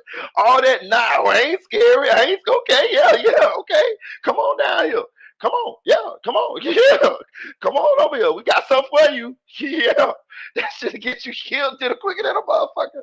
You'll be dead. You're gonna be in a body bag by sundown, nigga. I'm telling you. You better be motherfucking a little scared, because you're a little scared. That's gonna teach you how to be cautious. They're gonna teach you how to motherfucking move. You know what I'm saying? Other than that, barbecue chicken. I'm telling you that. It's okay. Shit. Whoa, what? And that was the work. He was, I think, 18 or 19. You feel me? But the girl parents said, hey, bro, we don't want to prosecute this. So the cop said, it's dropped until further blah, blah. I just paid my subscription for Trellis. It's going to get real on my live streams at home. I could go into whatever paperwork. I just got to learn how to navigate Trellis stuff. Yeah. Because what though, right? But listen. You see a lot of church. I'm a hating ass nigga. I ain't no liar. Well, at least you know you're a hater. So look, again, I'm a hater. I ain't a liar, right? And he was arrested for that. That's the realest shit he said all night. He was never convicted because it ain't go nowhere. You feel me? So hey, nigga, you ain't got. You feel me? In the paperwork, what did it say? So he said that the parents dropped it. No, right? Look, right? No, look. So according to for real, SLK, I'm telling you now. Being a little scared, teach you how to move cautious, man. Make you think, okay, I'm finna come. I ain't finna go this way. I ain't finna come at this nigga this way. I'm gonna come at this nigga this way. Know what I'm saying? I'm gonna play the long game. I'm gonna use some tact. You know what I mean? That all that shit come from a little bit of fear. And I ain't saying you just totally like a bitch. I'm saying, but you strategically thinking your way through a situation because you want to make sure that you come out of this situation on top. Right. You know what I'm saying? That comes with a little bit of fear. A little bit of fear. I don't underestimate nobody. You got all the proof to all the shit. Yes. But guess what though? He was never convicted. So again, I'm not saying that he was convicted. I'm saying he was. Hey, I'm gonna say this too. Okay. Hey, I'm gonna say this real shit too. Sometimes you got to run too. Hell yeah, sometimes you got to run. Fuck what a nigga tell you. Sometimes you got to run. Listen, all them niggas that you seen in the drill culture, like them, all of them niggas done ran at some point. All of them niggas, all of them killers, all of them so-called drillers and with 7 bodies and 8 bodies and 9, 10 bodies, all of them niggas done ran at some point. It depends on who get the ups. Nigga, if I'm standing out there, nigga, y'all come through getting busy, nigga, I'm finna get low. I'm finna get low and I'm finna get gone and regroup. Know what I'm saying? Fuck, I'm finna just stand up there and just be like, I ain't scary. Nigga, I'm be like, goddamn, I can feel full of holes. Hell no. I'm finna get low and get the fuck on. Know what I'm saying? Shit. That's not a knock against no nigga. Know what I'm saying? Like, to be honest with you, I didn't understand. I just let the shit play out because I ain't got nothing to do with it. But I didn't understand what the fuck they were talking about when they were talking about, oh, all them niggas just left King Von. Man, nigga, it was shots being, this shots rang out. Nigga, everybody first instinct when shots get rung out is to get low and the motherfucking scatter. That's your fucking instinct. That's your instinct. Everybody talking about, oh yeah, Moobop the realest one. Nigga, Moobop could have been the dumbest one just to show us that motherfucking bullet would have hit his ass in the forehead, then what they would have been saying. It's a thin line between motherfucking brave and being stupid. Trust me, him. Trust me. Listen, let me tell you something. Let me tell you some real shit, right? I'm gonna tell you some real shit. I think I told the story before. I had a nigga pull a gun on me straight up in my face, dog, to my forehead, 357. This is goddamn true. Anybody from Jackson Street know, right? Nigga, the nigga wanted me to run, right? He wanted me to leave, right? He just told me, like, look, just leave the block, bro. Just leave the block. I didn't leave though, bro. I couldn't leave. I talked shit to him and everything with the gun in my face, to my forehead. I said, you got me fucked up, nigga. I ain't going nowhere. I ain't had no gun. I said, nigga, you got me fucked up. I ain't going nowhere, nigga. You got me fucked up. Like, listen, I talk cash shit till there's an old nigga across the street named Peter Dot. He knew both of us. He came, he got it between us.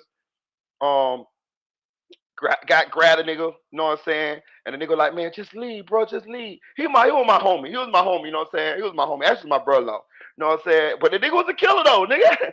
But I ain't see him like that. You know, we growed up to be like 19 years old, and I got a fly mouth, dog. Like, I ain't gonna tell no, I had done little boy him in front of everybody, and I didn't realize that I had to embarrass him in front of other niggas. Like, the other niggas that I embarrassed in front of, he was like the leader of them niggas.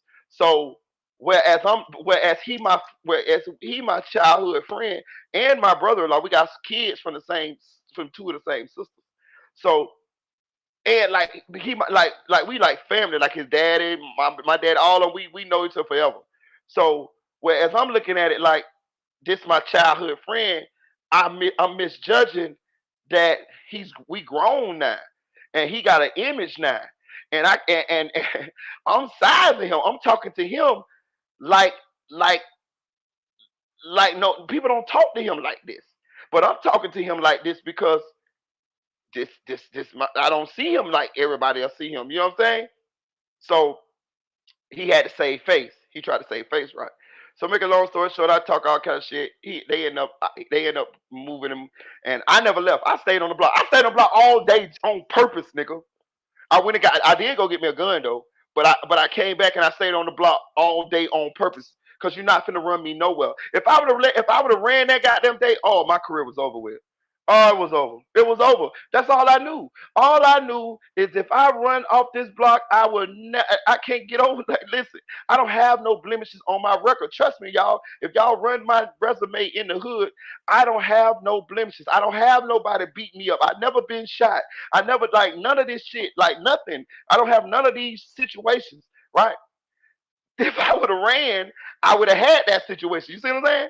So my pride would not allow me to run, even though it was in the face of me being killed. Right? So when the old dude he dead, and I think Peter died. When he gaffled my brother-in-law off and he made my brother-in-law, he was like, man, go ahead on, go home. So my brother-in-law got in his car, he left. So really my brother-in-law ended up leaving. I stayed on the block, right? The old dude came up to me. He said, hey, he said, Marita. He said, bro, don't you never do no dumbass shit like that again. He said, don't you never do no dumbass shit like that again. And he said, you could have died. You could have got killed right there. And you know what? He was fucking right. Listen, let me tell you something. I say all that to say this. It's a thin line between being brave and being fucking stupid. The only difference between what I did between being brave and being stupid was that nigga didn't pull that motherfucking trigger. If he would have pulled that trigger and I'd have been a ghost by now, that would have been some dumbass shit. You see what I'm saying? But now since he didn't, I can see him just portray like I'm just the bravest nigga in the world. You see what I'm saying? I'm just gonna give it to you real, bro. Y'all gotta listen to me here. I don't know if y'all hear me, bro, but I be giving y'all some real shit. Y'all just gotta know how to digest this shit, nigga. I can sit here and portray like I'm the realest nigga in the world. The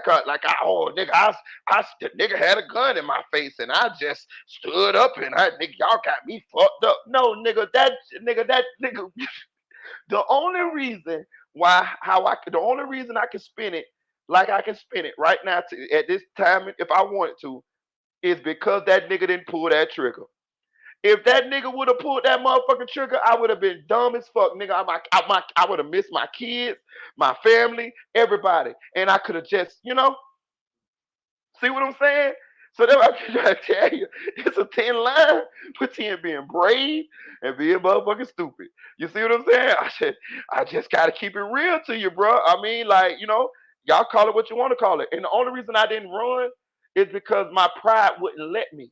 Would I do that same thing again? I don't know. I would like to think that. Listen, I'm glad I'm glad I'm not in that space. I'm glad I'm not in that situation, and I don't want to ever be in that situation again because it really was a dumb decision, to be honest with you. It was a dumb decision when you really can weigh up what I could have lost. I could have lost my life. Ain't no coming back from that. But since I didn't run and the nigga didn't pull the trigger, I can spin it if I want to, and I can say, "Oh yeah, bro, I'm the same nigga had a gun in my face, and I didn't even run, and I'm the real nigga." And man, listen, man, I'm gonna give y'all some real. I'm gonna tell y'all this shit real, dog. Know what I'm saying? I'm gonna tell you some real. I'm gonna get this shit to you real, dog. I ain't trying to be the gangster and all that. I'm gonna give you the good and the bad. I'm gonna give you both sides of the shit. Y'all can make it how y'all want to make it. You know what I'm saying? I ain't got shit to prove. You know what I'm saying? I'm just telling you real shit now. Ain't go nowhere. Okay, but why did it go nowhere? Was it a lie or was it? Because I don't want to speak other than if it was a lie. Yeah, right. No, right. Look, right. So the folks in them, right? Like know the little girl and her mom and them. Feel me, right? I think we should interview her. Right. And he said that Today he want to ruin it for me. But nigga, 16 lives, dude. You feel me? 13 shot him. Man, bro, shit crazy, man. But again, though, I can't tell no lie or no nigga. You feel me? He wasn't, and he was not convicted of nothing. Nah, he wasn't convicted of it, but like he was charged with some nasty shit. A lot of people, like I said, that happens where it might be another black family where they know that the outcome of this could be like tragic for the other black man. So in order for that, these niggas done made 16 a whole content, ain't it, boy? Though, because I can't put hit that like button, y'all. Hit that like button for me, man. Hey, y'all see we be rocking out of this bitch though, bro. I'm trying to make it to where y'all, where every time y'all wake up, goddamn it, I got some content on here for y'all, man. Cause y'all been rocking with me for a long time, man. And I know sometimes I be inconsistent, man. So I appreciate y'all. I just want to know I do appreciate y'all for standing in the paint with your boy, man. Here, right? So look, right? Now look. So, and here's how I knew that it was on some weird shit, right? Bro, the cops ain't drop it all the way. Man, I ain't got time to keep hearing this nigga hate on a nigga, man. Like with prejudice or without prejudice or I'm tired of this shit. Fuck that. I'm finna get off this shit. I'm tired of hearing this nigga Flacco hate on 16 shot him, dog. I ain't finna keep listening to this bullshit. You know what I'm saying? For real. I'm not finna keep listening to this fuck shit. I'm sorry. This nigga done went on a whole goddamn tangent hating on the nigga. I ain't with that shit. Yeah, we get it, nigga. We get it. That's on you, my nigga. Hey, just be, hey, like I say, whenever, you know, all that shit pop up, hey, just be able to handle that, my nigga. You know what I'm saying? With them tight ass pants you got on. You know what I'm saying? For real, I ain't finna keep listening to that shit. You know what I'm saying? Oh, I know we could talk about. Let me see. We're gonna talk about the old Block 6, y'all. We're gonna talk about the old Block 6, right? I went on put Moowop up there because you know he the face of the old Block 6, right? So you feel that, Javon, for real? I ain't finna see let this nigga hate on this nigga, man. God damn, like, you know what I mean? You beat a dead horse with a stick. Hey, but allegedly, well, what I'm hearing is, and I know y'all probably heard too, they done pushed the old Block 6 sentencing date back to January, early next year, right? Now, the reason why this is significant is because they have already been convicted, right? They have already been convicted. They already have been convicted. Moowop, C-Thing, TZ, Los, all of them niggas, they already done been convicted, right? Wait, thought we played that to get to the Nojumper and DW Flame. I go back to it. I go back to DW Flame because I did like what DW Flame did. I go back to it. SLK. Hey, look. Let me run through this one real quick because this one ain't going to take that long.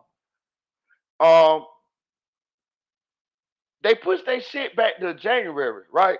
And I'm gonna say this, like, you know, this is the reason why this is significant, especially the reason why I want to talk about it is because they already been convicted.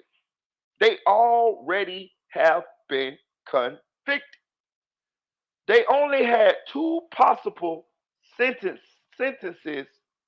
for if they get convicted, right? One was the death penalty, which Mama Duck told the authorities that she was totally against it. She did not want to um, sentence those young men to death. For the life of me, I understand. Like some people do that. You know what I'm saying? Some people do that. Some parents, some people do that. I'm gonna just be honest with you. Not me. Not me. I don't ever want to be in that situation where I lost a child. But if if I was her, and Yeah, hey, look, man, y'all ass finna fry. I wanna goddamn throw the switch, bitch. You know what I'm talking about? For real, like for real. Look, I wanna throw the switch, nigga, straight up. So, um, but I can that type of grace and mercy, that people like that, like Mama Duck, exude in these situations. It's honorable. It's honorable because I don't have that type of grace and mercy in me. Real talk, I don't. I don't.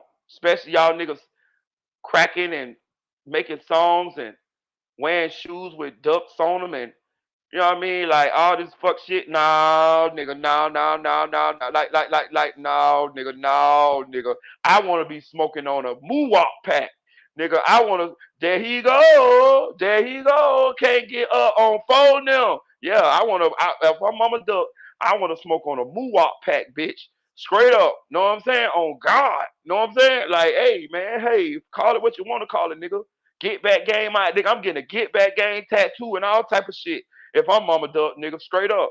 Nigga, I'm nigga on God. Nigga, I'm getting get back game tattooed on me, nigga. Straight up, nigga. Get back game. Can't get back yeah, all of that. I'm singing the songs, all type of shit. Straight up. I'm trolling like a motherfucker. From Alaska. Bitch, I'm way in Alaska though. But I'm trolling like a bitch. But she she elected to, took the death penalty off the table. And they took the death penalty off the table. So the only sentence they can get is life. So can you explain to me why they sentencing has been pushed back again? I want y'all to jump in the chat. Before I give my opinion, hit that like button, y'all. Jump in the chat, y'all help me out. Why do y'all think that the O Block 6 sentencing has been pushed back when they can't get but one sentence anyway? They can't get nothing but life. They took the death penalty off the table. So can y'all explain to me why they sentencing been pushed back? Can y'all help me out? Jump in the chat. I ain't gonna say that. I'm gonna let I'm gonna let y'all help me out with this. Can you jump in the chat? Tell me why? Help me out, y'all. What y'all think the reason why they pushed back the O Block 6 sentencing date? Now I'll wait. I need some help on this one. But this is interesting to me. With only one outcome that they can get, why is they pushing back the O Block 6 motherfucking trial date? I mean sentencing date. He says she don't got no clue. Y'all help me and T out then, y'all. We need some help. Me and my girl T need some help. We need some help, y'all. Help us out. Help me and T out, please. Okay, T say I have no clue. Then she came back with this. Unless somebody's snitching. Do y'all agree with T? Do y'all agree with T? I'm waiting. I'm waiting. We need some help here. We need some participation here. You get extra credit for participating, y'all. We need some help. We need some help. I want Javon SLK. Some of y'all help us out here. Why do y'all think they pushed back the O Block 6 sentencing date? It was already a little distance away. Look at T. It already was a little distance away from when they got convicted. If you ask me, they could have got sentenced the next day. Shit. Or the next week. Like what the fuck? They only got one outcome anyway. Them niggas already know what they finna get. Okay. Javon say same. Okay, okay, okay. We got two. All right. SLK, Inglewood, bring your ass on here. I want to hear what you got to say too, bro. I value you guys' opinion. I want to see what you guys got to say. For real. Javon say the same. You know what I'm saying? Javon say the same as T. Javon, yeah, Javon say the same as T. Hit that like button, y'all. So I'm gonna say this. I'm gonna say this. I agree with T and I agree with Javon. It got to be some snitching going on here. It got to be some snitching going on here. Now I got a question. What are they snitching on? What are they snitching on? Or let's say this. Or who are they snitching on? I think they. I think they are using them to build a case and it's a RICO case. That's what I think. Bro, listen, let me tell you something. I don't know about y'all, but I do not feel like Muwop, C Thing, Los, T's, and none of them. I feel like every one of them gonna snitch. I just don't see them going to jail for life. Okay, put it away. I don't see them going to jail for life and not saying nothing. I just don't see that. Yeah, nigga snitching. That's what I'm saying. Nigga snitching. That's why they pushing this motherfucking sentencing date back. Let me tell you why they're pushing the sentencing date back. Because these boys' sentencing are going to change. That's why they're not sentencing them yet. Because their sentencing is going to change because of the cooperation that they motherfucking is doing. That's why Mama Duck saying that they gonna finna solve Brick and Kobe murder too. I assume. Now, Miss Lashina ain't told me this. You know what I'm saying? I'm just saying this is my assumption. Miss Lashina, if I'm wrong and you see this video or whatever, you're welcome to get me in my DM, like, and spray me. You know what I mean? You got my DM, me and you. So hey, no disrespect, but I feel like this is why we finna get some closure with the Brick and Kobe murder and some of these rest of these murders that's going on. So you see a similar situation like that at the person I got a wrench for tonight. Hold on, what you say? Hold on. So you see a similar situation like the other person I got a wrench for tonight? Yeah, yeah, yeah, yeah, yeah, yeah. They come. Yeah. Well, hold on. Is they coming home? No, they ain't coming home like that. Hell no, they gonna do some time. They gonna do some time. They gonna get okay. Put it this way. They'll do 20. They'll get 20. They'll drop them to 20. They'll drop them to 20. They'll drop them to 20. They gonna do some time. This duck murder was too brazen, too high profile in the Gold Coast. I don't think none of them gonna get out just straight scot free. But I think if they tell enough, then the feds deem they testimony valuable enough or credible enough, or they bring down enough people or solve enough crime. Then I'll be honest with you. I don't even listen. I don't even. I think they gotta tell us some. I think these niggas telling us some motherfuckers that's free, some motherfuckers that's living. I don't all that telling on dead motherfuckers and all that shit. They're thinking, no, nigga, no, nigga, no, no, no, nigga, no, nigga, no, no, no. Y'all ain't finna pull that shit. You ain't finna pull that shit on me. Talk about, oh yeah, such and such JoJo killed T boy and T boy killed J Bo and John killed J-Bo killed John and all these niggas dead. Get the fuck out of here, nigga. Nah, nigga. Nah, you could be making that shit up, nigga. If I'm the feds, you finna tell me about some niggas that's living, nigga. I want some niggas that's alive, nigga. Know what I'm saying? Nigga. Now I'm gonna say this too. Dirt, you playing a dangerous game, homie. You playing a dangerous game, homie. Right. They want some assets and sales team. You know what I'm saying? You playing a dangerous game, homie, because you do a lot of, sneak dissing and shit like that there. And you know what I mean? Like, the shit in your songs and this and that there. And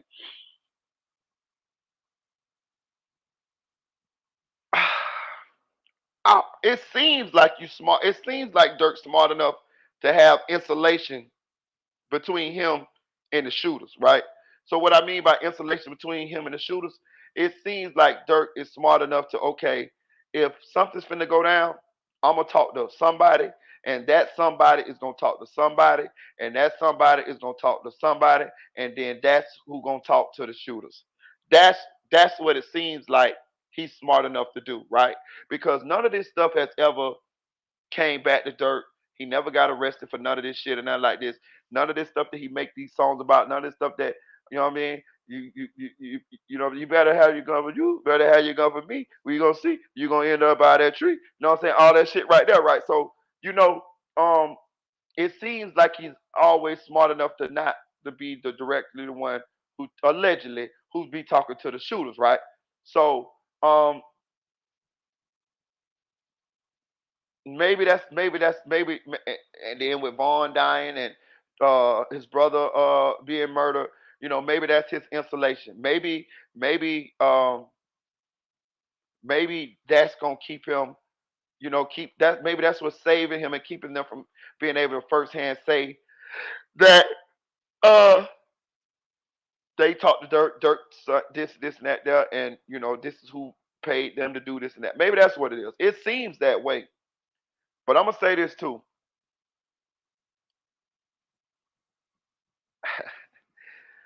If them niggas know anything, I got a feeling them niggas gonna tell it, bro.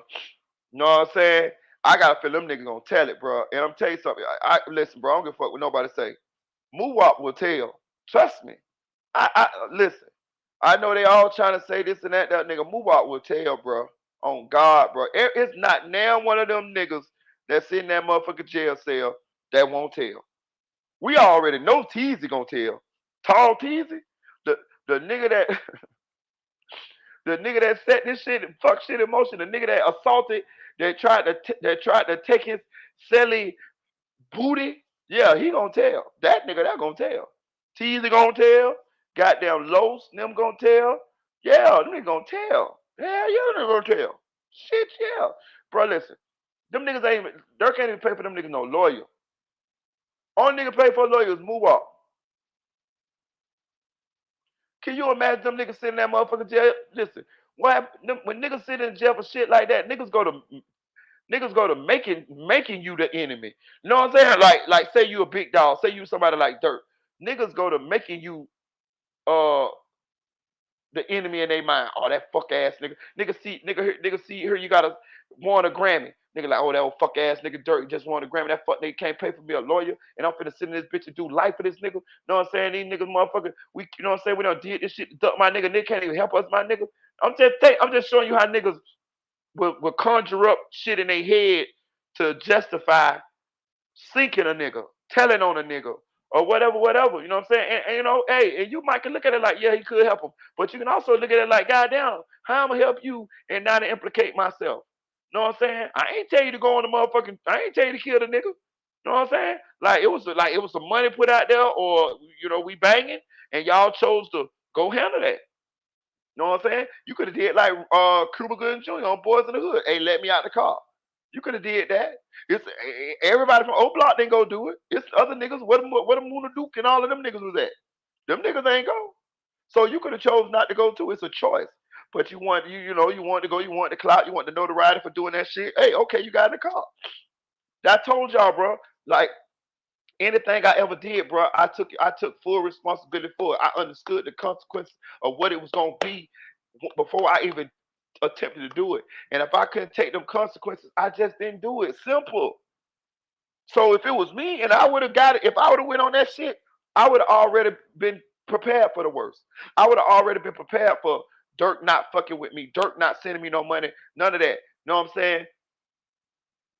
And if I could deal with that, I would have do. I may choose to do it. If I couldn't deal with sitting in the cell, not being around my kids, like getting caught for that type of shit, I would have went. I don't give a fuck what a nigga say. Y'all go ahead. Y'all get the clout for that. The number one rule of the game is don't get caught. See, y'all niggas want clout so bad that y'all the motherfucking crash out.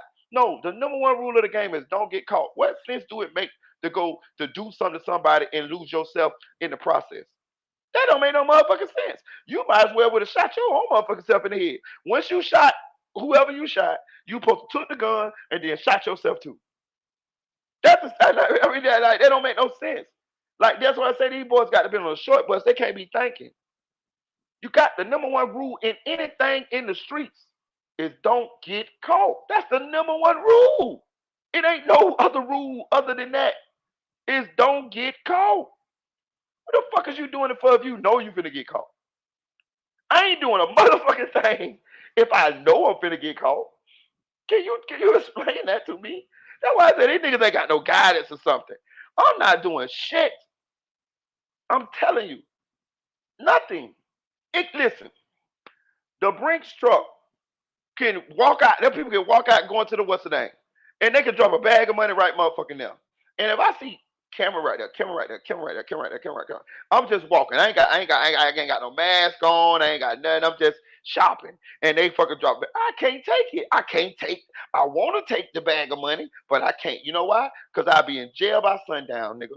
It don't do me no good. Fuck it. I don't even get a chance to enjoy the money. I'd rather go home with whatever money that I got from my little 9 to 5 job, my little $400, $500, $800 or whatever, and go home and roll a blunt and eat me a nice dinner and lay up under my girlfriend and play with my children and wait for another chance. You know what I'm saying? Don't tell you, like, this life is a marathon, it's not a sprint. If you stay free, if you stay humble, you stay grinding, you stay prayed up, but you keep going, you'll get another chance. Long as you got your health, you'll get another chance. And you probably get another chance even if you got your health, nigga. Because you can use your brain to get money. You'll get another chance. Trust me. You will get another chance. Just don't throw your life away on this thinking it's the only chance you're gonna ever get to come up. You're gonna get another chance. You is the most important thing in the equation. You being out here to have some motion or being out here, to live, experience shit, to work your way in a position to have an opportunity to get you some money. Listen? Moowop had a promising rap career, looked like, because it looked like they was anointing this nigga to be the next King Von. Ain't no way he supposed to been on that drill. Ain't no motherfucking way. I would have sat right there and got me some rap money. I promise you. On God, I would have. Shit. I'd have sat right motherfucking now. Hell yeah. Somebody got to live to tell the story, y'all. Moowop, listen, bro. Moowop could have been doing interviews like a motherfucker, talking about what happened that night. Nigga, you got LBG Butter make you got LBG Butter making his rounds on every motherfucking platform on motherfucking uh YouTube. Making a killing off telling the same stories over and over and over and over and over again. Moowop could have did the same goddamn thing. Somebody got to live to tell the story. I ain't gonna even tell you no lie. That's what I be doing right now. Listen, a lot of my homeboys dead, gone, shit like that. I'm sitting right here telling y'all the stories. Somebody got to live to tell the stories. Shit, man, you crazy the motherfucker. But them niggas is finna snitch, bro. If they ain't already snitching, them niggas already snitching. That's why they push that bitch back some more. They milking these niggas for more information. Them niggas done already snitched, bro. Them niggas done already motherfucking snitch, bro. Them niggas working and they snitching. Them niggas snitching. All of them snitching. I ain't gonna say all of them. It's more than one of them snitching. It's multiple ones of them motherfuckers snitching. Them motherfuckers done push back their sentencing when they can't get nothing but one sentence. Hell, I could sentence them. You could sentence them. You know why? Because they only got one sentence. It's life. Why haven't they sentenced them? Because the sentencing is going to change depending on what information they given the authorities and who they can convict or bring down. That's what's going on here. And got a podcast for real, bro. Straight up. These niggas snitching, bro. Hit that like button, bro. Hit that like button. Y'all please hit that like button. And please donate to the channel, man. Please donate to the channel. I ain't got paid. I promise I ain't getting paid on YouTube. If I would, I'd tell you, bro. Ever since the motherfuckers demonetized me, I ain't got paid yet. Goddamn it. I'm back monetized, but boy, it's a process.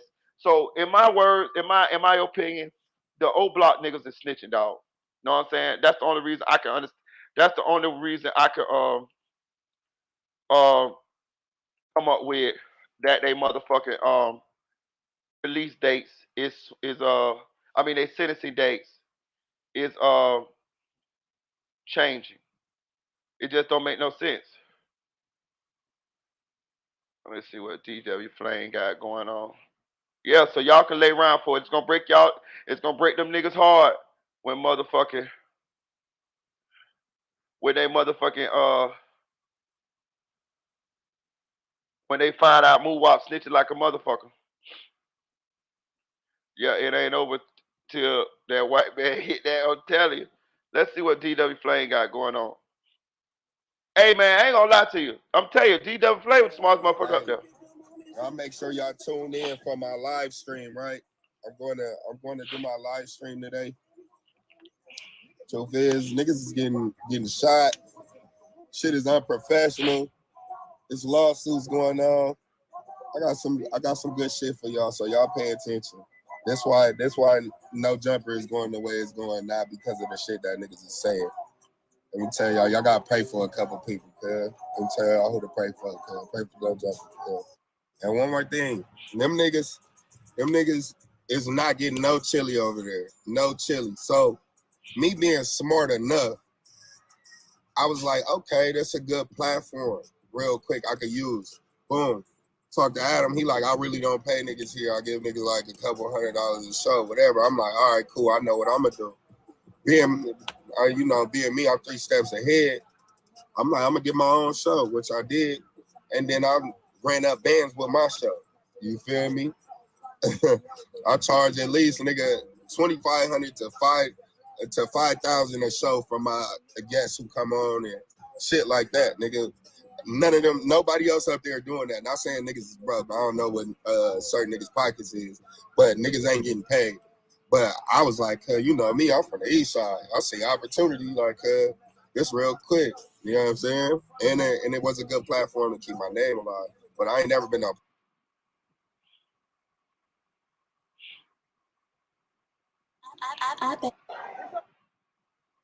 Okay, DW. Hey, look. Like a Check couple this out, right? $100 a show. So DW Flame also got fired off Nojumper. But he you know, he done came and spoke out since he left. Now I want to say this too. Well, I'm gonna say this before I say this. I like the hustle. I can respect the hustle. If a man telling you he ain't gonna pay you number $200, right? It's a platform. It's a big platform, right? Adam 22. He'll cultivate you anyway. He's using y'all anyway. Why not reverse the game? Draw 2, draw 4, wild, reverse, skip, draw 2. Know what I'm saying? And finesse the game to where you can make money off of his platform. So he might not pay you but $200, but you charging other motherfuckers 2,500 or whatever to get on to to get on Adam platform. Yeah. So you ain't got to pay me, but I'm gonna use your platform to get me paid, white boy, culture vulture. Know what I'm saying? So I can now it move again. Now that would be crazy. Yeah. To that. Yeah, exactly. Exactly, it'd be crazy for real. Hey, but look, yeah, so I respect that. I respect the hustle. Now I'm gonna say this now. I got a question. I got a question. I'm gonna add this for the chat. Now I need the chat. I need the chat. They saying that DW Flame exposed that um Adam is afraid and he fired everybody because one of those guys got shot up there by a security guard who doesn't have a permit to have a gun. Like it's a fake security guard. Like he don't have his gun permit or nothing. So he wasn't supposed to, it's like you get what I'm saying? Like he ain't supposed to be having no firearm, so he ain't supposed to shoot nobody, right? So I got a question. How y'all feel about that? Cause he did come out and say that, hey, look, man, Adam over there scared because Buddy finna sue him because he got shot by one of Adam's security guards, and Adam's security guard is a fake security guard. Like he ain't supposed to have no gun and no shit like that. How y'all feel about that? Because people are coming out and saying that DW is snitching because he said that. Hey, look, yeah, like having a side hustle at work, exactly. So how y'all feel about that, y'all? I want to know, man. Y'all tell me how y'all feel about that. Hit that like button. Hit that like button. Please hit the like button. Hey, look, jump in the chat. Let me know how y'all feel about that. You know what I'm saying? Like, cause, hey, I want to hear you guys' opinion. Y'all got to give me some participation on some of this shit. I always be giving my goddamn opinion. I want to hear y'all opinion sometime. Goddamn it, y'all just as smart as me. Goddamn it, y'all got good goddamn sense. That's why I fuck with y'all.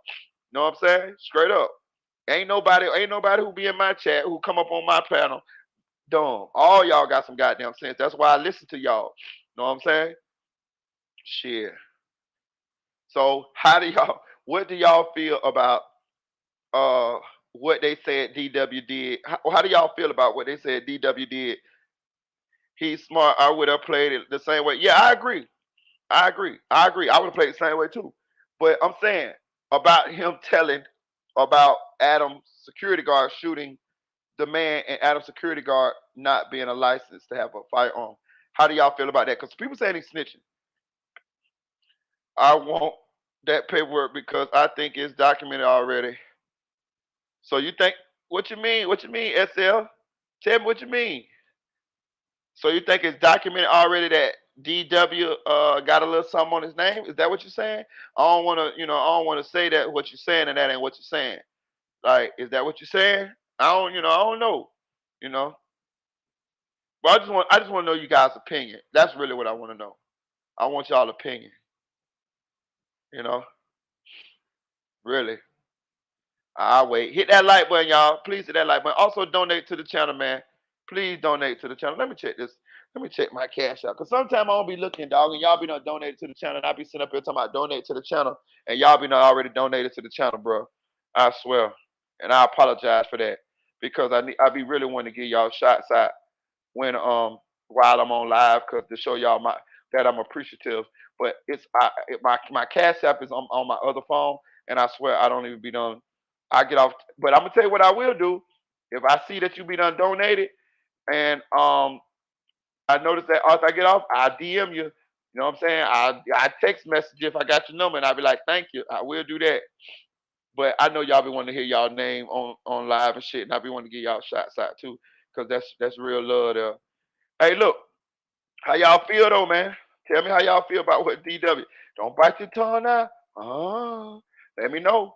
Let me know. Marie to be going out there on a little Ken his goddamn opinion. I need to know we all in this together, Nana. Goddamn it, tell me how you feel. Is DW a snitch? Is DW a snitch for telling that Adam 22 got fake security guards up there and they done shot that goddamn dude up there? Is he a snitch because of that?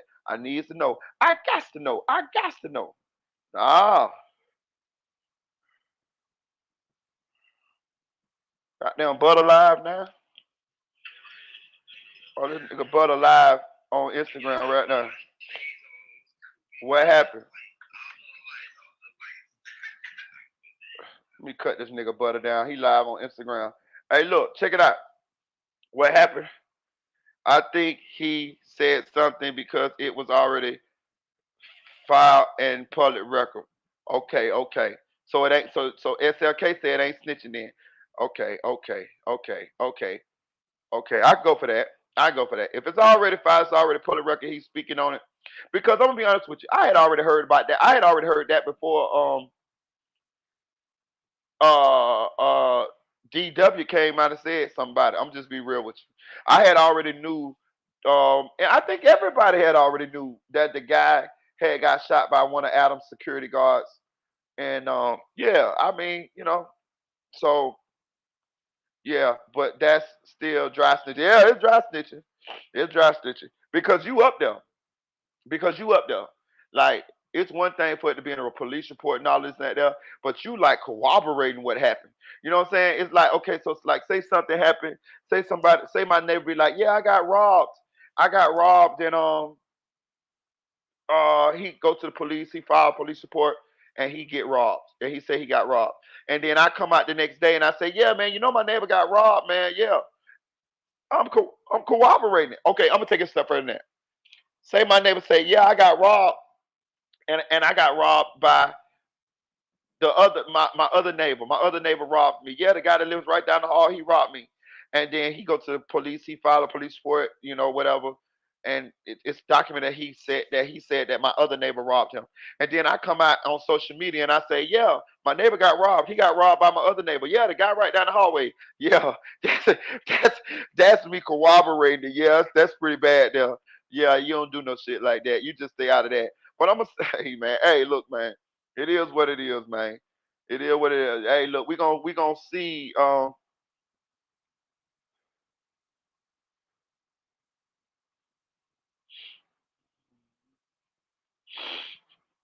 My bad.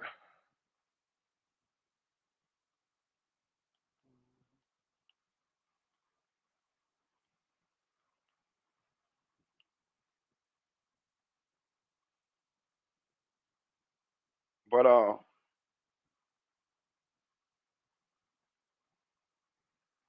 my bad, y'all. But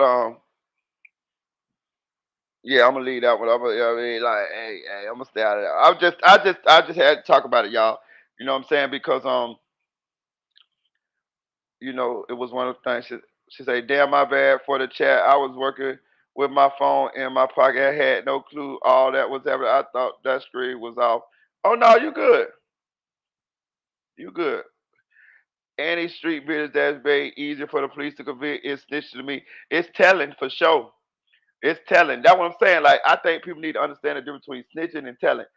Like, all this shit is telling. You know what I'm saying? All of it is telling. You know what I'm saying? Like, you know how people say that a law-abiding citizen can't be considered a rat or they can't. A law-abiding citizen cannot be considered a rat because they're not in the game, they're not in the streets. But they damn sure can be considered telling. That's telling. It's still telling. Telling is telling. Telling is when you're 5 years old and you telling that your goddamn sister ate the candy that was in the middle of the coffee table that your mama them put out there for guests. Like telling is ooh ma yeah, that's telling, nigga. Telling. That's telling. All of it is telling. And I will say this. You know what I'm saying? All of what they say Neil on here way back from 7-Eleven. Hey, look, all of that is telling. And I want to say this too. Even though I might not call, even though you can't be classified, you say air quotes, I'm using air quotes. Even though you can't be classified as a rat if you're a law-abiding citizen and you tell the police something, you could still have the same consequences as someone who's not a law-abiding citizen and who tells the police or rats or snitches. It could be the same motherfucking consequences. Because if I'm a street nigga and what's standing in between me being free and the little old lady across the street who told them people that I was selling dope at my house and the people bust my shit and she finna be the witness, the little old lady ass will be a 1 year old ghost by this time next year. Yeah, she'll be flying around singing all day with baby wings on, playing a harp. Yeah, it's about time for you to go anyway. Listen, for real, I'm telling you. Listen, for real. Hey, look, like Willie D said, you cried when your grandma died, and that was real. But you ain't gotta cry no more. You going to see her. You know what I'm saying? For real. Straight up. You know what I'm saying? So it could be the same, it could be the same consequences. And I just would like people to understand that, yeah, you might not be classified as a rat, but you still might get the same motherfucking actions that a rat get. You know what I'm saying? Like it's still, you know what I'm saying? Hey, as long as you is able to listen. I told you I'm big on consequences. Long as you able to accept the consequences of your actions, hey, do what you want to do. It's your thing. Do what you want to do. You know what I'm saying? Hey, you know what I'm saying? Call it what you want to call it. Hey, that's on you, gang. That's on you, big dog. You know what I'm saying? Okay, so we got DW Flame out the way. Look, let me see.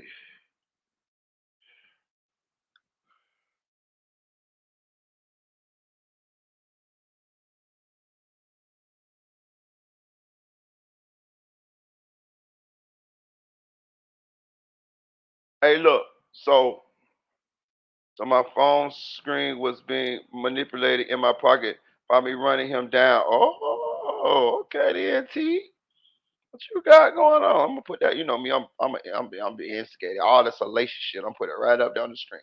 Shit, saying shit back in my day because it go back to being in tune with your neighbor.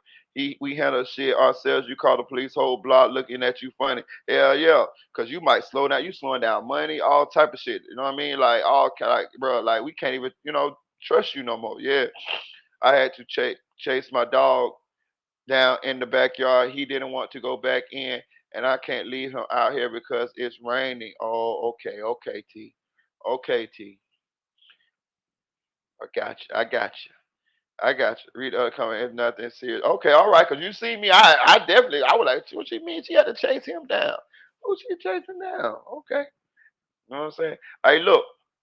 I'm gonna say this too, T. I seen Jaguar Wright and Terrence Gangster Williams.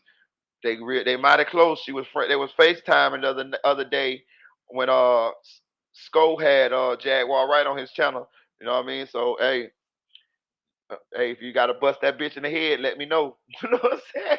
Yeah, you know that bitch weird. You might have to, you might have to bust that bitch in the head. You know, Jag walk crazy to the motherfucker. Oh, photo. You know what I'm saying? Yeah, say oh, photo. Hey, look. Um, so Mav Hoffa, Trap Low Ross, and the colonizer, Adam 22, which I think this was a bad look for as far as like Adam 22 and Trap Lord Ross. But Trap, let me tell y'all something, man. Trap Lord, let me slow down. I'm talking too fast. Trap Lord Ross and Adam 22 went on Math Hoffa, and which is a podcast, and they pretty much grilled Trap Lord Ross on the same thing that a lot of black people, I'm gonna say black people in hip hop on these platforms, grill Trap Lord Ross for, and that is Trap. They feel a way about Trap Lord Ross is coverage of hip hop, the drill culture in especially because Trap Lord Ross is white. He is from the UK, and they feel a way about that. They feel a way about that. You know, they call him culture vulture, things of that nature. Um, and they don't like. Um, I think they don't like Traplow Ross because he's white. I'm gonna just be real with you. But I'm gonna say this right. Whereas I consider Adam 22 a culture vulture, I don't consider Traplow Ross a culture vulture. Traplow Ross is not coming. Is not too. It's my opinion. And you can. And I will say this: if you have a different opinion of Traplow Ross, I will respect it. You know what I'm saying? Like I will respect your opinion because um I can I could kind of see a little bit why people would feel that way, but not really because for me it's a clear difference between him and Adam 22. Adam 22 come across as somebody that really just trying to make money off of the culture. Trap Lord Ross is a fan. Trap Lord Ross goddamn loves hip hop. He loves it. He fucking bleeds. He loves it. Now, let somebody show me some videos of Trap Lord Ross running around with the swastika and the goddamn alt right shit, Heil Hitler, some shit like that. Then that's different. But um, not only that, Trap Lord Ross, in my opinion, does great fucking documentaries. Them bitches be thorough, bro. And I think what these listen, I'm gonna tell you something too. I think people I think because they know that Trap Lord Ross is doing a lot of this research on the internet, they they have a problem with that too. Because it's kind of like listen, be honest with you, for in my opinion, it shows how good Trapler Ross is at what he's doing for him to be able to put those great documentaries together by being thousands of miles away in the UK. I ain't gonna tell you no lie. When I see that Trapler Ross put them interviews together, them documentaries together, and he is way over there in the UK, I be thinking to myself, well, I got to get better with my motherfucking research game. Because if that motherfucker can put that together from being thousands of miles away in the UK, I definitely should be able to do that. And I live in the same United States as a lot of this shit going on. You know what I'm saying? To me, that shows how great he is at what he does. And it's gonna bring me to my next conclusion. When has Trapler Ross painted somebody unfairly? When? He do his research. Like everybody got upset about that King Von documentary. Come on, man, stop the bullshit. Like really, let's just stop the bullshit. Like all these people coming out defending Von. Listen, I'm a fan of Von music, this and that, but let's stop the bullshit, right? Can we like really stop the bullshit? Like, can we really just like stop defending the shit that we know Von was out here doing, bro? Like this in one on one accord, like you want to big Von up for being a savage. You want to big Von up for being like that, so to speak. But on the other hand, when Trapler Ross make a documentary and say the same thing Von said, say the same thing y'all said. Now it's a problem because Trapler Ross made a documentary on it, and he's painted Von unfairly. Get the fuck out of here. He painted Vaughn exactly how Vaughn wanted to be painted. Vaughn was telling us all this same shit in them songs while he was here. Trapper Ross went back and watched and read every one of Vaughn's tweets on Twitter on X, and they still up there right now. If you want to take the time to go through them, like get the fuck out of here. Like get the fuck out of here. Like it's people who was out here with Vaughn, and they telling you the same shit Vaughn was telling you or Trailer Ross. Big Mike is around here doing interviews right now. Same dude that was on a drill with King Vaughn when Malcolm Stuckey lost his life. And he telling you, everybody's telling you, take 600 or take Capone. All these people, Snitches News, all these people telling you the same motherfucking story. But y'all got a problem with Trapler Ross because Trapler Ross put together a documentary and it's telling you the same thing that everybody else been telling you, including Vaughn. Get the fuck out of here. Y'all picking on that man because he's from the UK and because he white. And in his videos, he tell them, hey man, I'm not glorifying nothing. Don't grow up to be this. This is crazy. He always put like a warning to tell the younger people not to do this. Why is not DJ Academic ass up there being roasted? If y'all gonna roast Trapper or Ross, you got more. I think you got more grounds to roast DJ Academic than Trapper or Ross. Trapper or Ross, the one. I mean, DJ Academic is the one who pretty much made the war in Chirac popular, like mainstream. He made it mainstream. He all these names that these guys got, he gave them their names. The Chirac Wolverine, Lil J, the Grave Digger, goddamn Lil Reese, the Scorekeeper, Mubu Crump. DJ Academic gave these people these names. You know what I'm saying? And capitalized off of it. Let's be honest. DJ Academic benefited the most out of the war in Chirac of anybody. Oh, say drop the link. Okay, I got you. Yeah, he benefit more out of the war in Chirac than any goddamn body. Know what I'm saying? Like I'm just saying, like if y'all gonna why pick on y'all picking on the European white guy. Know what I'm saying? Because he's white. But I'm gonna say this. Shout out to Trap Love Ross. Man, Trap Love Ross be bodying their ass, bro. Trap Love Ross be on their ass. And I'm gonna tell you the bad part about this too. The dude that was interviewing Trapper Ross ain't even watched the King Von documentary.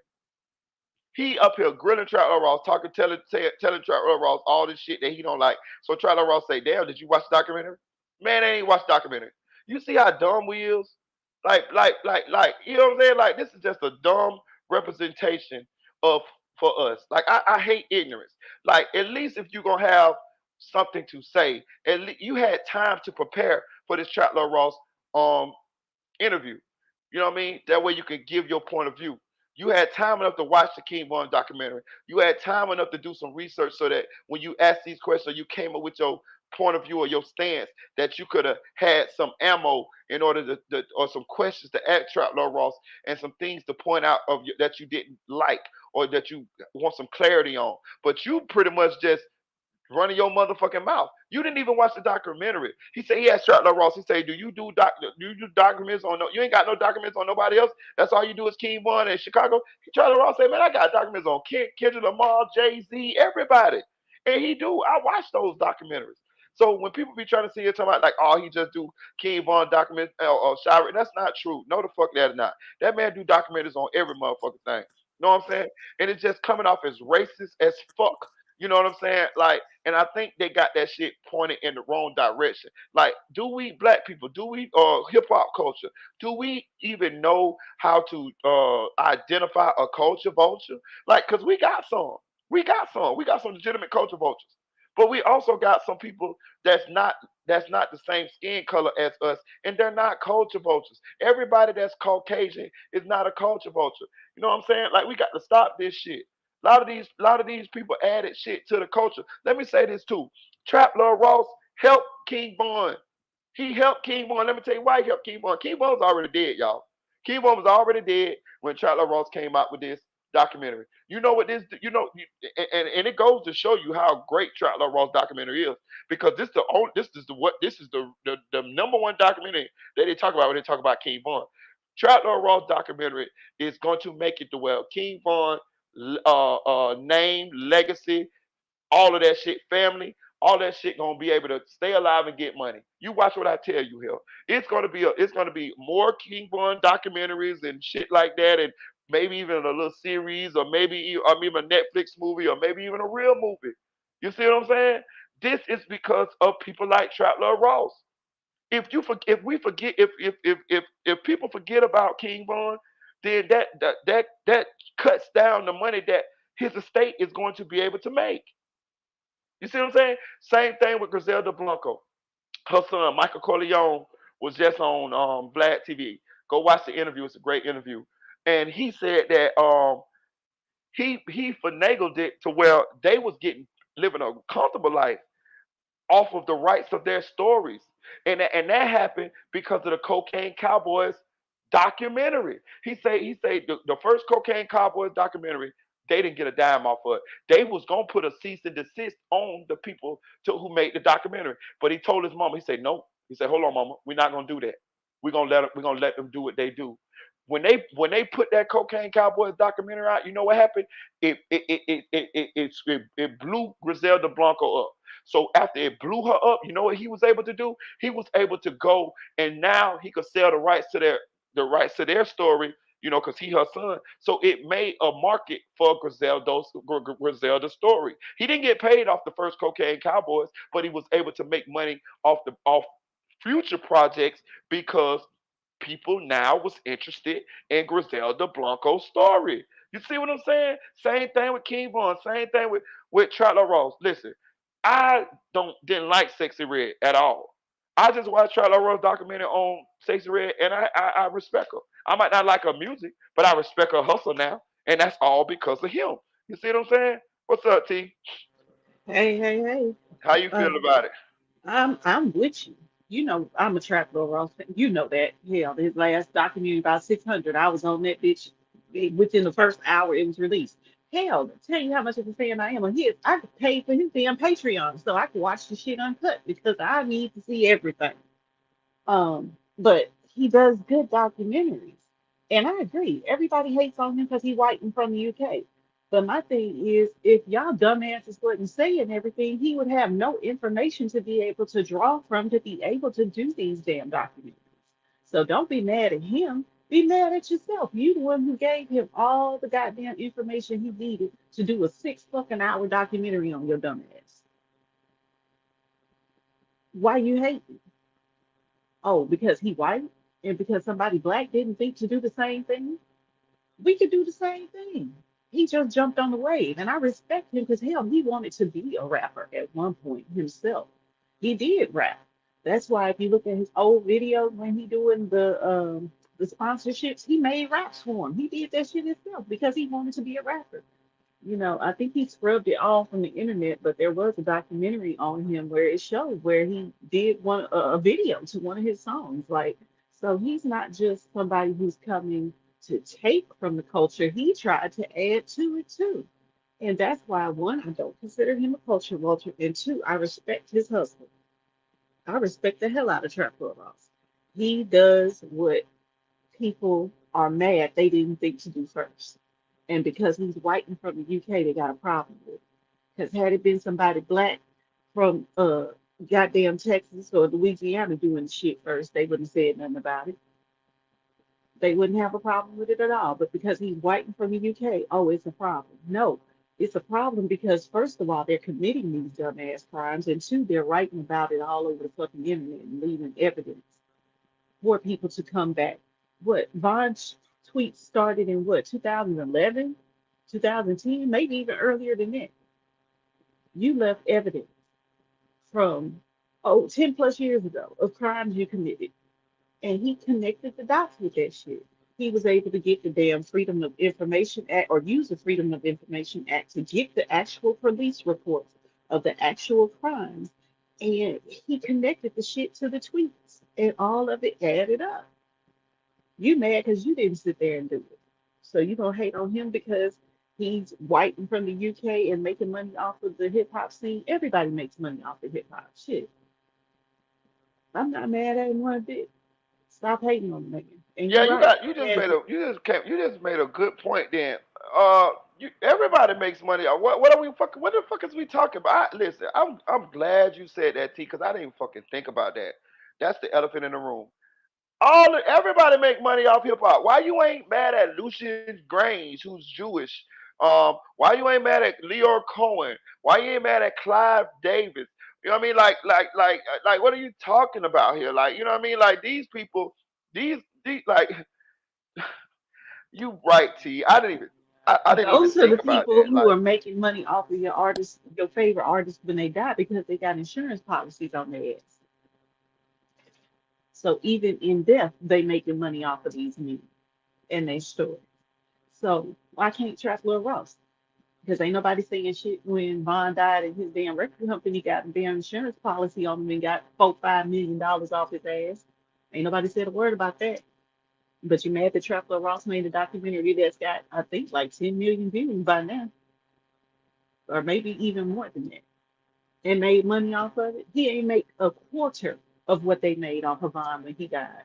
His record company, that would be, when they got the insurance policy paid. and let's be So what real. you tripping on for? Scott Ross did a lot of goddamn work. That Vaughn, I loaned that Vaughn documentary about three hours. How Three and a long is it? half hours, damn near 4 hours.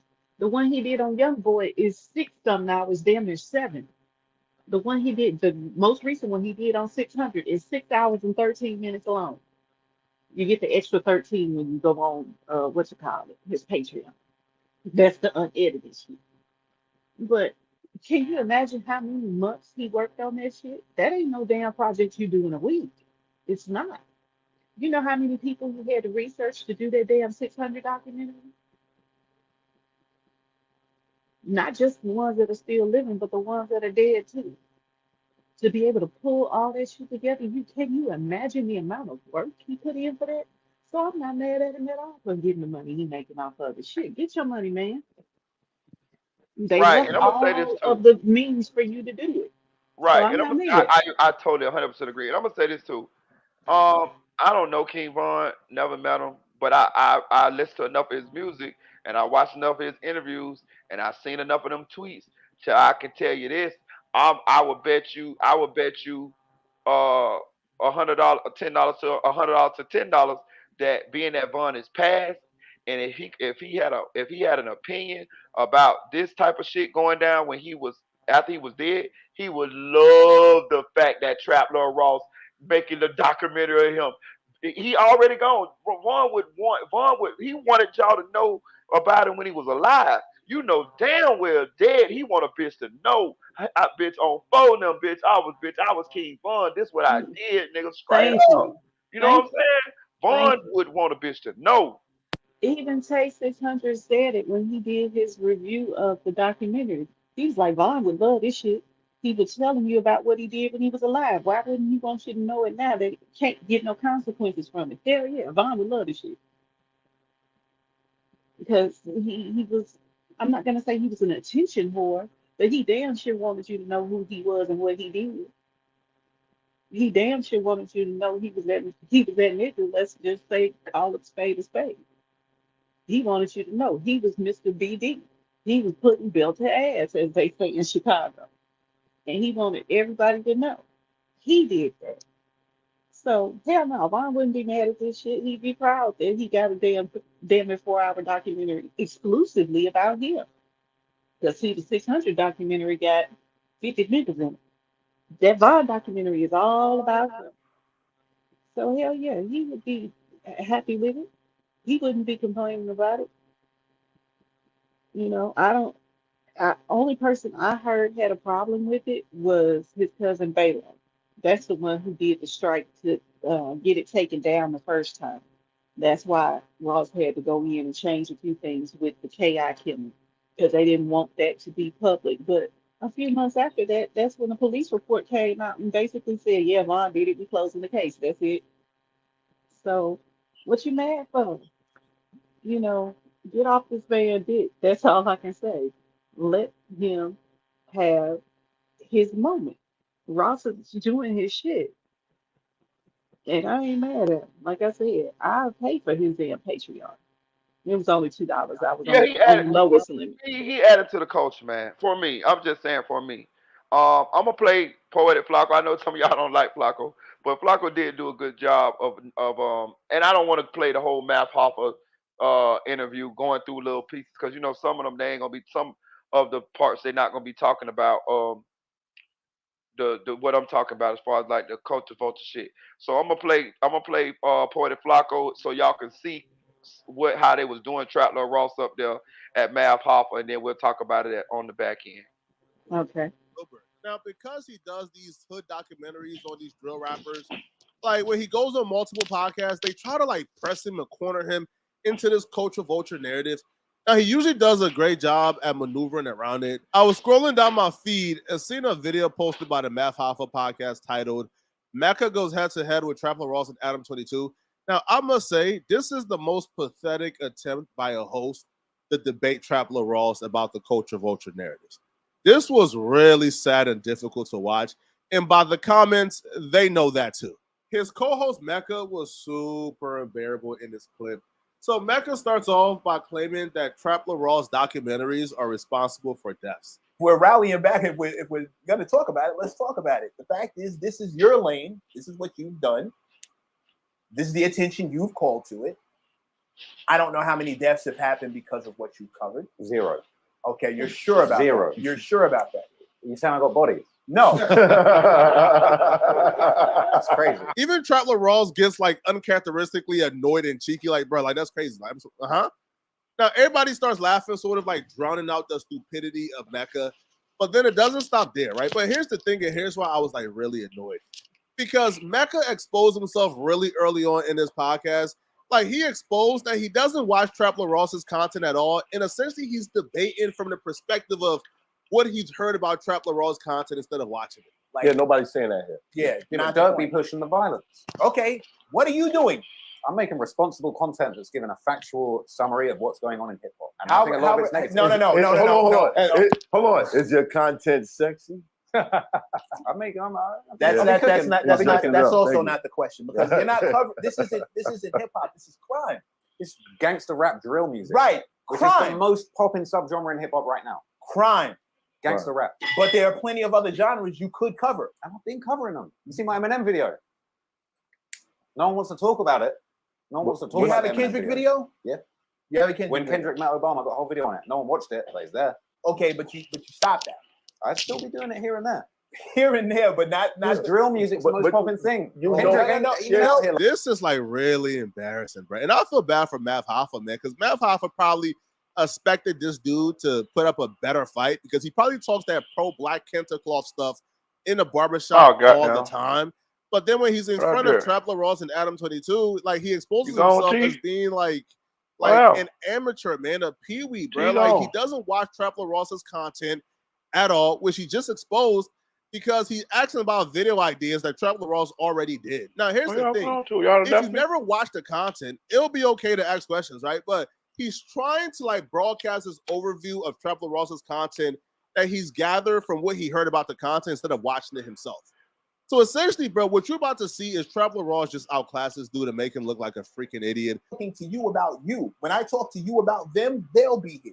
They're not here to answer for it. You're here to answer for you. I'm not making you responsible for what Dirk says, NBA says, Teddy Riley says. I'm not making you responsible for any of that stuff. However, as a journalist, I would wonder how I would sleep at night if I knew that I was making someone who is doing this kind of music this popular. What kind of influence? This popular. 10 million plus subscribers on your joint. Vaughn's biggest song probably have hundreds of millions of views. Oh, brother. Yo, I'm cringing watching this, bro, because he's so useless.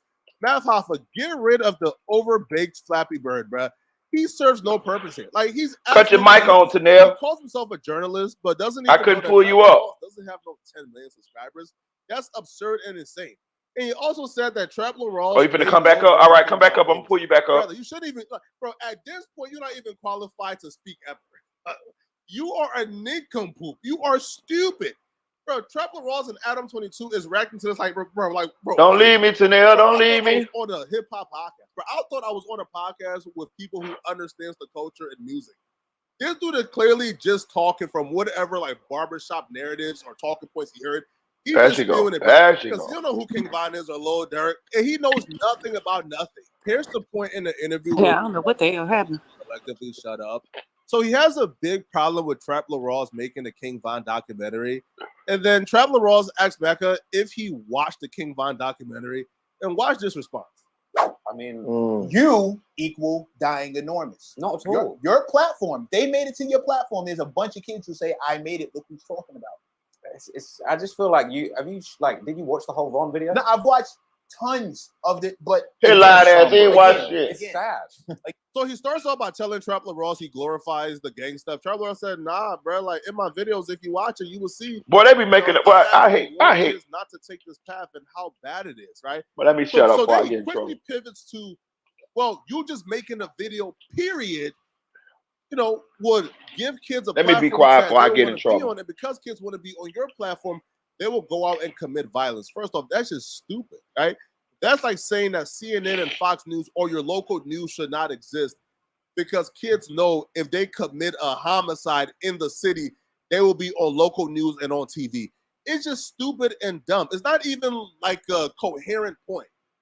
But what really got me, and we are really saying, bro, dude, just shut up, bro, was when Trap Lil Rawls asked him, bro, you were really upset about this King Von documentary. Like, did you watch it? And he said, yo, I'll watch it too. Nah, did you watch? No, you didn't watch it. He didn't watch the documentary. So his entire point of view is based off what he has heard from the internet chatter about Trap Lil Rawls. Yo, and this dude is on a platform trying to debate things that he didn't even see or hear. So he's debating other people's point of view. Now, eventually, bro, like Trap Lil Rawls just said, bro, cut the nonsense, yo. Are you saying that I can't do these videos because I'm white? The point where your community rides through our community, kind of looking like they're having a nice little safari through a jungle. That's crazy. That's a complete misrepresentation. I don't think that's what you mean. No, but that doesn't. If you're driving the bus, I don't. This is. I know you guys were joking earlier, but you did say what's the most dangerous projects. We want to go there. You should just say it with your chest that I shouldn't do it because I'm white. I feel like that's what I don't. say. Okay. I don't think anyone should do this and not get him Trap Lord. Get him Trap Lord. What kind of damage can you do? What damage am I doing? We just tell me. Lay it down. Just tell me the. I literally just said we have a community of kids that want fame more than they want anything else. You provide fame. The rappers are the ones that make them. Everyone was famous before I spoke about them. You provide. Everyone was famous before I spoke about them. Trap Lil Rawls is right. Lil Durk, King Von, they were already famous before he spoke about them. Trap Lil Rawls isn't covering a random kid from Philadelphia who doesn't make music, who's just doing bodies, right? Like that doesn't happen. Now, if it's really about fame, if it's really about, yo, you have a platform that kids will want to be on, and because they see you cover, you know, like the drama and the deaths, they're going to go out and kill, which I don't even think that's how it works, bro. I don't think a kid is going out and murdering people because he hopes to one day be on Trap Lil Rawls' channel. Be for real here, right? But if we're saying, okay, you know, that people impact, right, that celebrities impact the kids' mindset, okay, so where's the smoke at for Lil Durk and King Von, right? You know, who are really famous rappers who glorify killing, you know, who glorify the streets, and who make kids want to go out and kill, right? Where's the smoke for them? Well, according to Mecca, it doesn't matter. He doesn't care about the rappers talking about that and doing that. Von made killing people look lit. That's one. Maybe more than anybody. Durk make killing people look lit. How the fuck did you get into every single one of these drill I rappers is attempting to pull off what Von did. How did you find King Von? Like, why King Von? Huge. Von was popular. This is the big Von was just not. Anybody was paying attention. He never had a UK tour. I don't care. I don't care about how popular the dude is. I care about what. I feel like but you care about how popular I am, though. Yes, absolutely. Why not them though? Von's 10 times more popular than me. Stop aiming it at them. Yo, bro, labels are more popular than rappers. You would not look at the kind they sign. Look at the kind of rappers they sign. Bring this energy to Empire Records. Show me Mecca's apartment, bro. I can guarantee, bro, Mecca bed sheet is Kenta cloth. Bro, Mecca's utensils is Kenta cloth. Messa got at least 20 dashikis and Kenta cloths, bro. Yo, this level of pro-blackness is a level I never want to reach, bro. To where I'm just so delusional that I'm making excuses for real life killers and blaming the blogger and the journalist. this is this is just really dumb, man. Right? It's just really dumb. But Hey, look, but bro, listen, I'm gonna say this, man. I don't want to come across as harsh or racist or nothing like that, but I hate niggas, man. Mm-hmm. I love black people, but I hate niggas, man. And that's I how hate you know I feel niggas that way. I've been for saying real, that for dog. Like, years.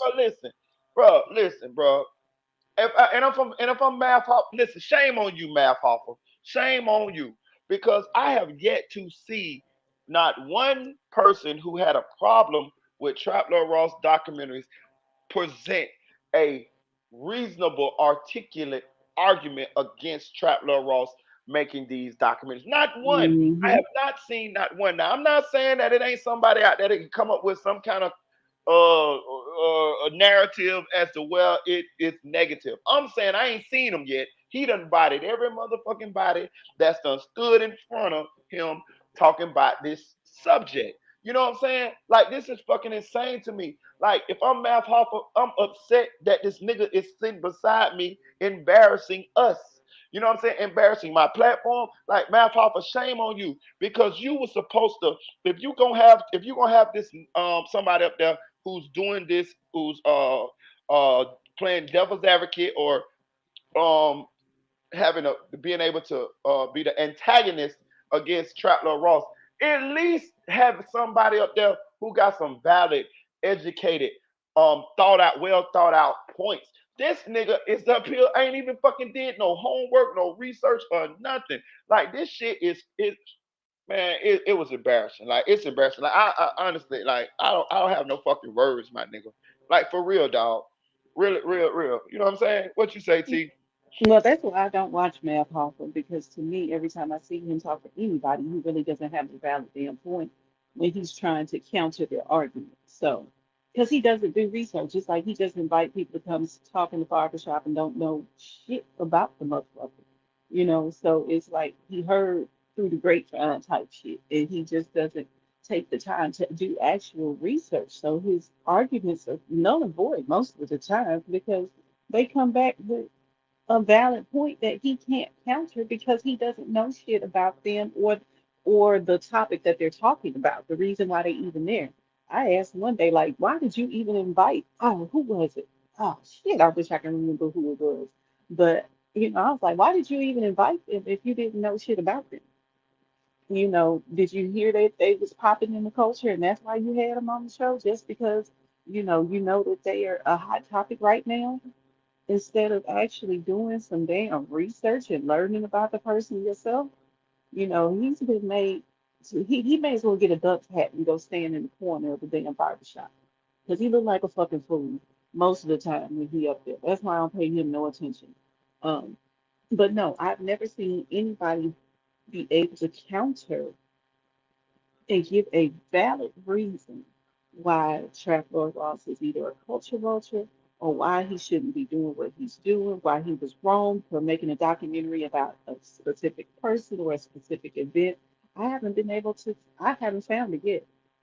So if somebody has, a video of it, please send it to Marita Boy so he can pass it on to me because I And want I to agree see. too. And I'm gonna say this too. For all of these people who done came out and uh had something negative to say about Trout Lord Ross's documentaries that he's done, how come none of you motherfuckers have done anything that could even be close to consider to be as good quality or good documentaries as this man?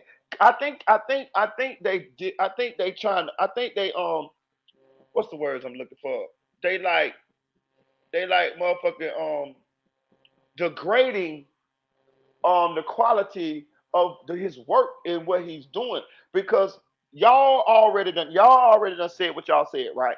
Now we got thousands of people here in the United States who make documentaries, make movies and videos and shit like that on YouTube. I'm saying in the same realm what Trapler Ross is. I ain't talking about Netflix or some people, some professionals. I'm talking about bloggers, like motherfuckers. Y'all got them. They all on the internet. How come ain't none of y'all made no documentary that can even rival the quality of what Trap Lord Ross is doing? Mm-hmm. And the point I'm trying to make is y'all got all this shit to say, but how come ain't none of y'all done did nothing that's even close? Cause y'all discrediting and y'all devaluing what this man doing. This man is great at what the fuck he's doing, and that's evident by him getting where he has gotten by doing these motherfucking documentaries. You know what I'm saying? Mm-hmm. Like y'all trying to overshadow what he's doing, like it like and hate on what he's doing because he's a he come. Try. Let me tell you something. Trotler Ross, he ain't trying to be nothing he ain't. He's a European guy. He say he's a fan, and he embraced that shit. You know what I'm saying? And instead of he the motherfucker we should be welcoming in. You know what I'm saying? My only thing is I wish he wouldn't have went up that way. Adam 22, because on contrast between him and Adam 22, you can make a legitimate case that Adam 22 is a goddamn culture vulture. But Trap Lord Ross, I just don't see it. I just don't see it no kind of way. Listen, let me tell you something. Trap Lord Ross is so respectful. He actually done been approached by Tate Savage, even King Von. Them. He had a little shit with King Von. And he takes shit out. They'll be like, hey, look, take this out. Don't say this. Trotler Ross will do it. He'll be like, yeah, y'all right, man. Hey, I don't want no smoke with y'all. He give them guys they respect. Those people who he make videos on, who they have a problem with it. Trotler Ross get on the phone with him, talk with him. And when he make his video, he'll be like, hey, man, Tay Savage said this. Hey, I don't want no problem with Tay Savage. So I did this. I took this out. I switched this and I switched that. You know what I'm saying? Like he be respecting them people. Yeah, because that's why at the end of Tay Savage's documentary, there's a lot of blurred out pictures, and that came from his record label because those were copyrighted pictures supposedly, even though they're on the internet for free use, fair use, whatever. But that's why he blurred them out because he didn't want no smoke. Like he's willing to work with you. He talked to Tay about his documentary. It wasn't just, oh nigga, I don't want you to. No, he actually talked to and got his opinions, got his side of the story on this shit, you know? So, yeah, when he went and switched a few things around, because he had to take the documentary down for, I think it was like a day, day and a half, some shit like that. But he went and he re edited and switched some shit up according to what Tay wanted, and that was that. No more smoke. You know, how can you be a culture vulture when you're respectful like that? I don't see it happening that way. Because Adam, he ain't doing that type of shit. He's asking, because if he asks J May how big his dick is one more time on that No Jumper when J May go on there, I know that Adam Bro, is a fucking the freak. same dude asked Mama Duck, did she like seeing J Mane have relations with a girl when she caught, and it was like, come on, bro, like that's so Yeah, fucking disrespectful. When Mama Duck allegedly caught J Mane in her house, yeah, I know. I remember I told you. Shit, huh? I remember that. Remember I told you that's what he said when that happened on No Jumper. Shit, I remember that. Because yeah, I watched the whole Mama Duck interview several times. I ain't even gonna lie and say I only watched it once. No, I think I watched it two or three times just to make sure I got everything. Because sometimes you miss shit. So I go back and rewatch stuff to make sure I caught everything I was supposed to catch. And yeah, he said that shit. How disrespectful can you be? Like he was.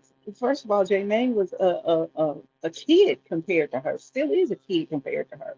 So why would you even ask that? That's like her fucking son. You know Yeah, that and is. even what else he did? He did Wooski too. He did Yeah, Wooski too. yeah, because Not that's even. why Butter I don't ran think he. off I on his don't, I don't money. think Wooski even said nothing. He did Wooski. This is somebody else from Chicago. Was it Butter or somebody? He was dissing Wooski just because, at first he had all the BDs on there. So, the BDs, all of them talk about Wooski ain't been the same since he been shot, this and the other. Um, so, I think Adam called him half dead or brain dead or some shit like that. And that was one of the reasons why Butter ran off on No Jumper with their money at first for the interview because he was pissed at how he treated Wooski or was trying to treat Wooski. So he's just like, you don't even know this man. This man ain't never had no contact with you whatsoever. So why the fuck are you talking about him like that? That's disrespectful as fuck, which it is. Because I ain't got no sides in this Chicago shit. I love them all. So I thought that was disrespectful as fuck too. Like the man Yeah, got that's shot in the disrespectful head. as fuck.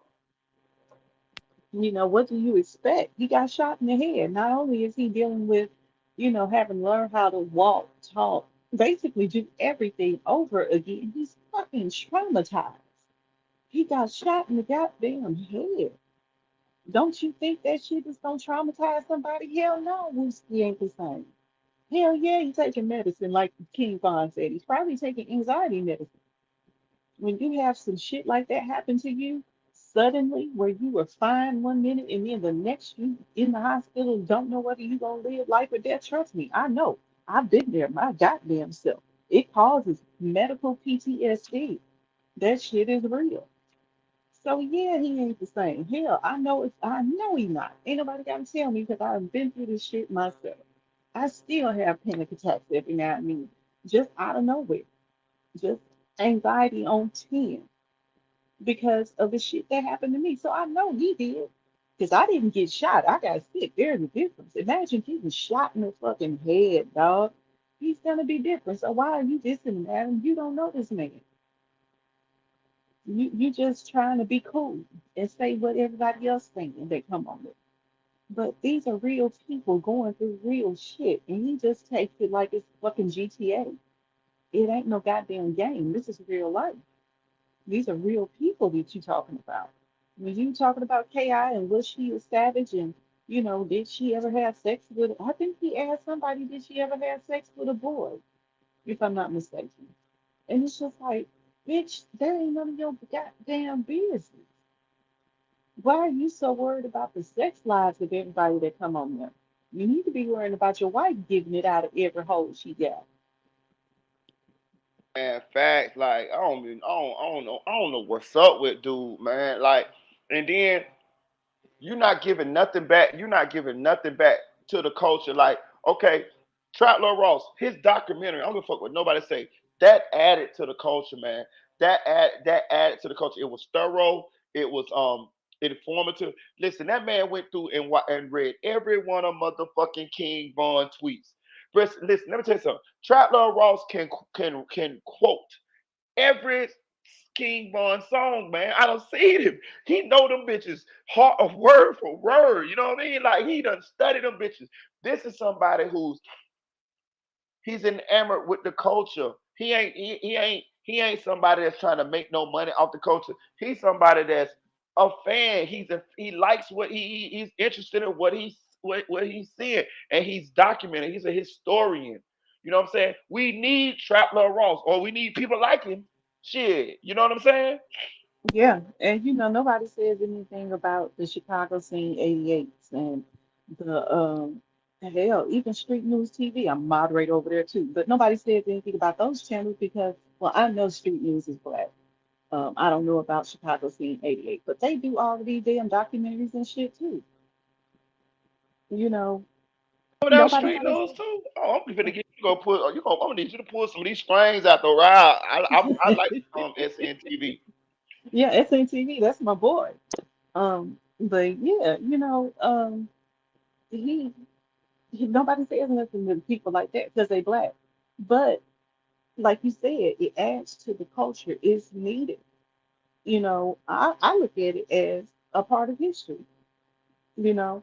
Um, and I said that before on SNTV in one of the comments I left. And this dude wanted to argue me down that it's not history. I said, yes, it is. It's part of the history of the city of Chicago, whether we like it or not. uh, the good, bad, or the ugly, it's still part of history, and they're documenting history. I said, what do you think it is when you watch a documentary about Abraham Lincoln? It's the history of his life, correct? Same thing when he doing a documentary about Pluto two times. Damn it, it's a history of his life. So what's the difference? Why y'all tripping? Because it's somebody that what's it called? Is a killer? Hell, they do documentaries about killers all the time. Look at the damn thing they just did on Jeffrey Dahmer, a whole fucking series on Netflix. So we can't get a 15, 20-minute video on YouTube without you tripping? Get the fuck out of here. I commend Trapper Ross for the documentaries that he does on these people because he goes in depth like nobody else.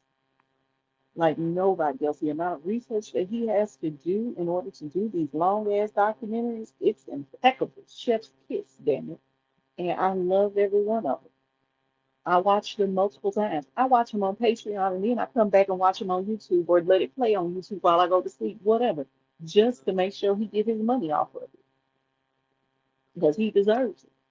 He deserves every penny he's making because he does the work behind the scenes to put this shit out. You know, if he was just doing some black ass interviews like Adam does and tries to act like he's a honorary gang member, you know, he was talking about GDK one time on one of the interviews when he had one of the BDs on there. I'm like, nigga, you are not a fucking gang member. Do you know the danger you're putting yourself in? Because if you get a GD on there the next time they ain't heard you say GDK in the last damn interview you did, what you think they ready to do to you? You know, you're putting yourself in danger for no reason. It's like he gets a fucking kick out of being a part of the gang culture. You know what I mean? It's like he gets the thrill of being able to hear the shit and relive it with them and go through every fucking detail. Because that It's goddamn almost like Remo Adam is is a mocking the gang culture at the same time, playing like yeah, cool with it, but it's like he mocking it really. yeah, yeah. You know, because that little nigga Remo that he be having on there most of the time when he do the gang interviews and shit, he know every damn detail of every crime they supposedly committed. And it's just like, damn, he be telling them the story. Like when Mike was on there, he was telling Mike about Big Mike from O Block. He was telling Big Mike about the Malcolm Stuckey case better than Mike could say it his damn self. And I'm like, really, motherfucker, damn, let him talk. Shut up. Okay? I know all the details too, but I want to hear Mike say it. Shit. Your, like Truth Teller said, your ass is getting real policey with this fucking interview, ain't you? Damn. And even Mike was like, man, they could bring federal charges up against me, so I ain't gonna be going into details like that. You know, but they be doing too much on No Jumper a lot. And that's why I really don't watch them unless it's somebody I really, really want to see. Um, I'm glad that I did watch the interview with Butter and the first interview with Butter, where he cried talking about KI. I'm glad I watched that because I was glad to see somebody show emotion about losing a loved one.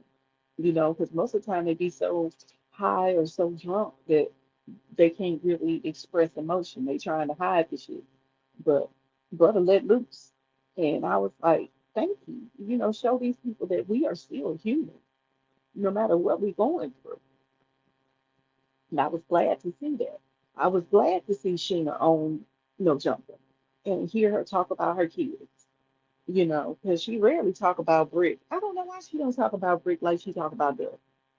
I don't know why, but she don't. Um, but it was good to hear about Brie, you know, because you don't hear her talk about her kids or her other five kids, six kids. Oh shit, I lost how many counting how many she had 10 total, so it's five alive. Okay, so the other five kids she got, she don't talk about them.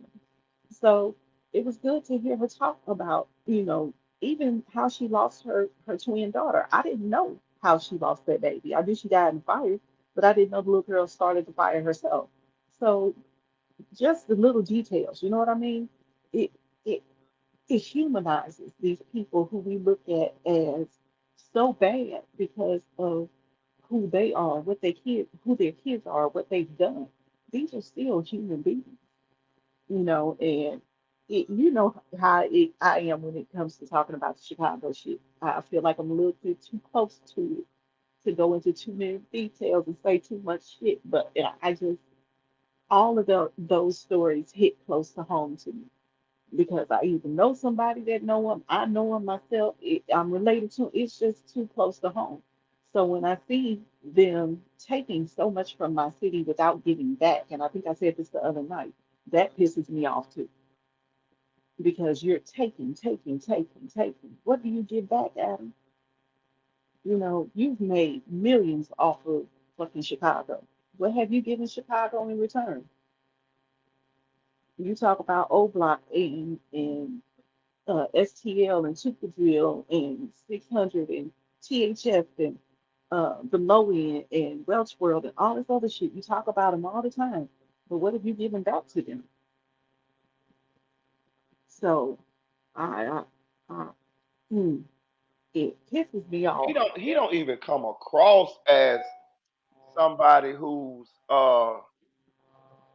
like like cool, like that likes, what I mean, like he comes across as somebody just like I'm finna exploit this. You get what I'm saying? Like he don't like I can look at Trap Lord Ross. Listen, that's why Trap Lord Ross be bodying their ass every time they try to come for him, because Trap Lord Ross is coming when he do what he do. He coming from a place of goodness. You know what I mean? I'm doing this out of good shit. You know what I'm saying? Like, of course, it's about me making money. It's about me, but I'm also he doing it out of a good place. You see what I'm saying? Adam 22, he it be such a disconnect. Like, I swear to God, it just nothing he does seems authentic other than that weird sexual shit. The rest of that shit seems fake. You know what I mean? It just seems like he's exploiting the whole situation. That's just how it just comes. It just oozes out of him. You know what I'm saying? Like they should have been asking his ass some questions. Now, if they would have, and now, if they would have asked him some questions, maybe that guy who was saying what he was saying would have had a better opportunity of pointing out the culture vulture narrative with Adam.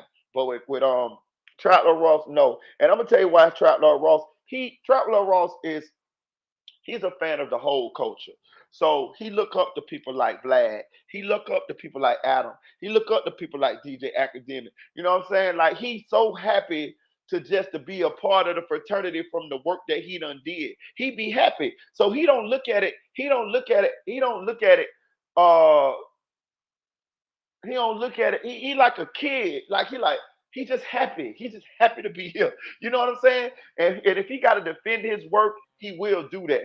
But really, he just really want to be accepted because he just happy to be here. He like, man, I wanted to be a rapper. I couldn't make it as a rapper, so I started documenting the culture.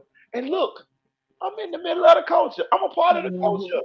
That's what Hmm. he happy about. You know what I mean? Like, hate it or love it, he gonna have he as we go forward. I really believe Trapler Ross done cut out his little spots in the culture, in the hip hop culture.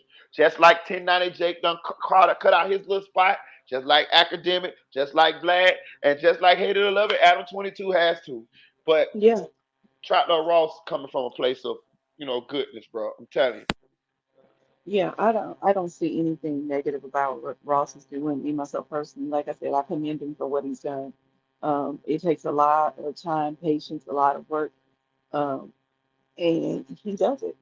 And he does it happily because, like you said, he just wants to be a part of the culture. He wants to contribute to it and not take away from it. And that's what I respect about him. So I don't give a damn. He could be a pur- purple polka dotted motherfucker. I wouldn't give a damn. Um, he's just good at what he does, Right. no matter what race, creed, nationality he is. And like I said, he contributes to the culture, not takes away from it. So I respect him for that. And if unless he does a total 180 and spins and turns into an Adam 22, you will never hear me talk bad about Trap Lord House. Like I said, am I lying when I said I text you as soon as the 600 documentary came out that he did? I text you as soon as I found out. I was like, ooh, because it was in the morning, early in the morning.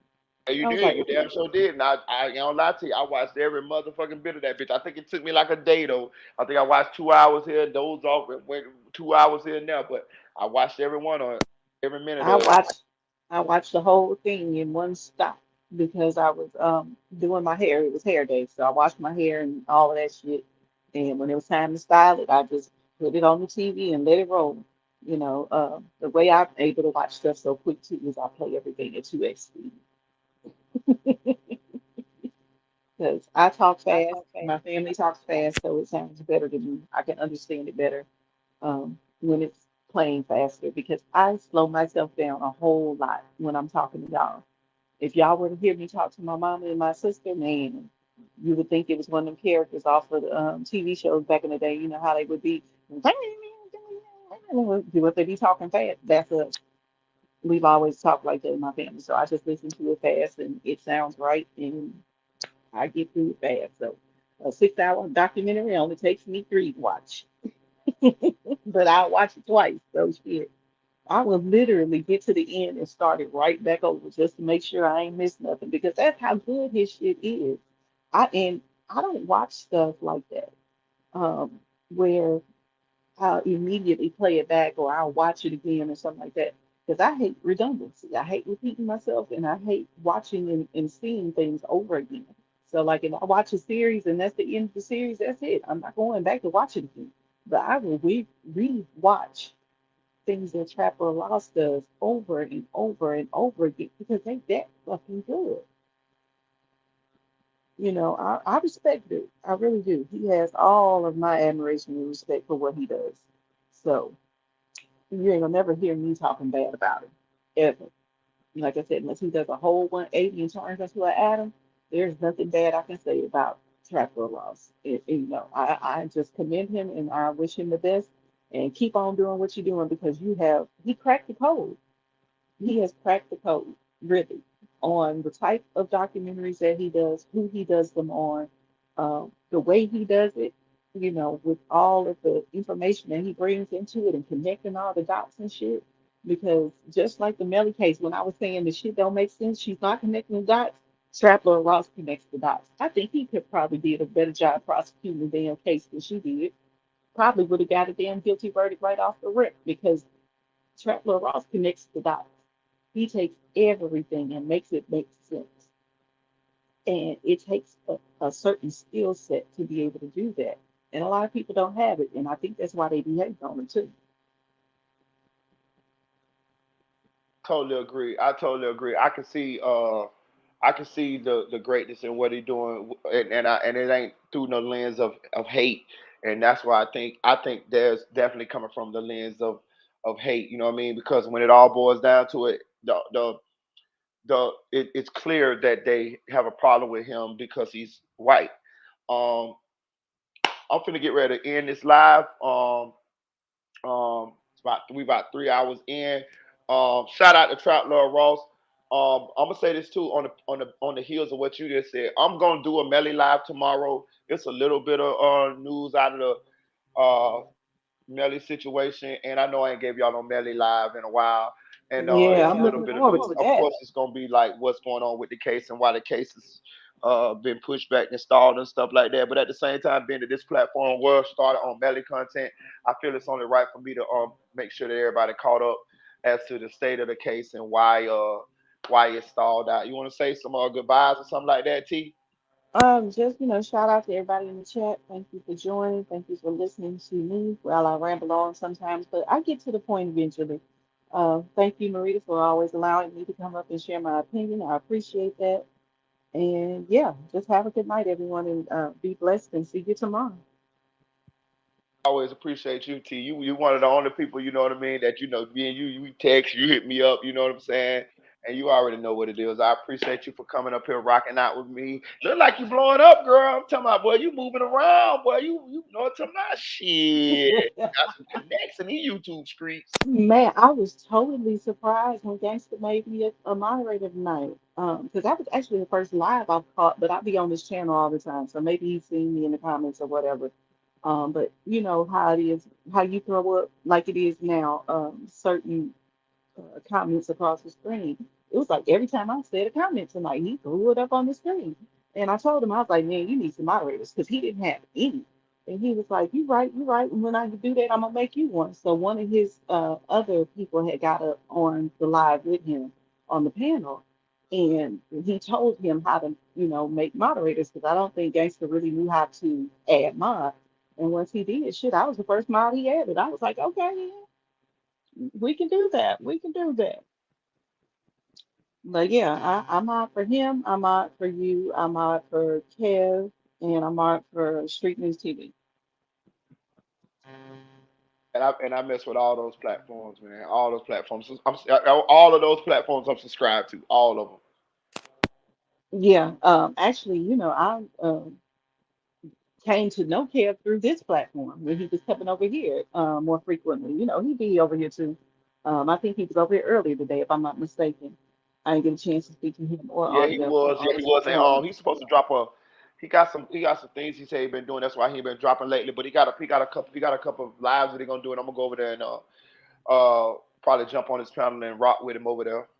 Okay, well, I'm gonna have to make sure I have all my notifications on for him, so when he pop up, I'll be there. But yeah, it was introduced to Kev through you. Like I said, I've been rocking with Street News TV for, oh God, I know at least 3, 4 years now. Um, I was with him when his channel was, I think, like 30,000, and he got over 300,000 now. So yeah, I've been over there for a while, and yeah, what can I say? People like me. I ain't gonna even lie to you. I know he had his little issue. He had been. He had a little hiatus on SNTV, but I consider SNTV like probably number one, number two Chicago bloggers. It's up to debate, however you want to look at it. But I definitely have him in the top three. Oh yeah, absolutely. And I love the fact that he always ends each video with a lesson. So it's not just learning about this quote unquote killer and what they did and how thorough they were and all of that. It's always a lesson at the end of each video. It's all about trying to reach the next generation and letting them know, yeah, this is what he did, but this is not what you need to do. This is not what you should want to do. Because look, he dead. Well, look, he in prison for the next 39, 40 years. They giving out jersey numbers in Chicago. They ain't playing with these muscles no more. And it ain't no do no 50% on murder in Illinois no more. You're doing 85% or your whole damn time, depending on what your charge was. So they not playing with him. And he always leaves that lesson with you at the end of each video. That's why I really started paying attention to him more and more. You know, um, it wasn't just the Chirac Street Legends that caught me. It was the message behind it all. So I think the platforms that I really, really rock with, the platforms that I mod for, are more positive than they are negative. They might talk about a negative thing, but you try to find the positive in it. And all of them definitely are all about, what can we do to help the next generation? Um, so I'm happy to be a part of all the platforms I'm a part of. I'm proud to say I'm mod for you. I'm proud to say I'm mod for Kev. I'm proud to say I'm mod for Gangsta. I'm proud to say I'm mod for SNTV. Those are four very good guys on this platform that are really trying to do something to affect the future in a positive way. So, what can I say? I am. I'm proud to be a part of y'all platforms. So I thank y'all for allowing me to be a part of your platforms and trusting me to do what's in the best interest of the channel. Oh, now you're gonna make me cry. Now go ahead on, goddamn it. Go ahead on. You I ain't trying to make you cry. Damn it. Tighten up, nigga. But no, some water bags over here, me and you, goddamn. no, yeah, but we had our issue, but we were able to work it out, and we back tighter than ever, in my opinion. You know, um, and I think Yeah. that's something that we can really say that, hell, Take no look at lie. our I just got to have a situation. truth. I started to text you. I started to text you and apologize again yesterday. I swear to God. I said, I'm gonna leave her alone. Don't she say I can't apologize no more. But I started to text you and apologize to you again. I swear to God I did. But I mean, if you really look at it, it just goes to show that even when you have a problem, you can still work the shit out. So it still goes along with what you're trying to say on your platform. Everything doesn't have to be such a big issue that it blows up into something that can never be come back from. You know what I mean? Yeah, I was gone for a little while. Well, I wasn't even gone. I was in the bushes. I saw everything that everybody said about me, but whether it been positive or negative. But I was still able to once, because I know how I function. It takes me a little while to calm down from shit. So once I was able to do that, and we were able to talk, hey, we good, we good, you know. Well, So I hope I can get an opportunity to do the same with Dream Doll though. It's still on my mind, still bothers me a little bit. So I see her over there on CSP thing, and she's doing a great job over there. You know what I'm saying? But That's it. Maybe in the future one day. Maybe in the future one day we can get on this. We can have a conversation. I can apologize or whatever. Yeah, maybe, and I hope that for y'all, because we had us a nice little thing going over here with three of us for sure. Um, we damn sure had a good balance when it came to the different topics and whatnot. But I can't speak for her, so I don't know how she feels about it now. Because yeah, I still talk to her, and I don't know. We haven't talked about it, so I don't know where she is or how she stands on it now. So all I can say is, keep trying, and you never know. I'm going to continue to pray about it for y'all because I have prayed about it, and I will continue to do that. Um, because I just don't like to see the conflict between people I care about. And that's one Yeah, thing and I I can went say, back and looked at some of them lives, and I seen how we all used to vibe and shit, and I was like, man, it was the good yeah, old we had good chemistry. We had good chemistry. And like I said, especially the three of us together, because we were the main ones that were on there most of the time together. So, yeah, we had good chemistry, the three of us. And I hate to see that it turned into what it did, but everything happens for a reason. I don't know what reason God has behind it, but everything happens for a reason. There's a lesson to be learned in everything, you know. Because I definitely had to learn how to be more specific when I'm speaking, um, and not generalize things so that, assumptions can be made instead of just flat out saying this is what I mean, because I think that was the problem between me and you. I never said anything that I meant to be a detriment. I always say I never want to be a detriment to anybody. I want to be a help. So, what I was saying behind the scenes was never try to be a detriment. It was just I don't think I was specific enough with what I was saying and being very clear in what my intentions were, but how I felt this that, and the other. But we worked it out, and I'm glad for that. Because it did. It bothered me when we weren't speaking. Because I consider you a very good friend, and I don't like fighting with my friends. Shit, I don't. As much as I don't run from conflict, I don't like conflict. I'd rather live in peace. So it did bother me, but hey, look at us now, Yeah, freaking yeah, I agree. I'm the same way, reunited. and I think that's what part was getting with me. Getting to me, it was just that I see that it was a lot of conflict, and I just used to put me in a position like I don't want to have to pick sides. I don't want to have to be like, oh, you wrong, you this, you that. You know what I'm saying? I didn't like that. You know what I'm saying? I didn't like being in that. You know what I mean? You know what I mean? So, but yeah, we made it through. We made it through, man. We made it through, and I appreciate you. I'm glad you're here. I'm glad we made it back to each other.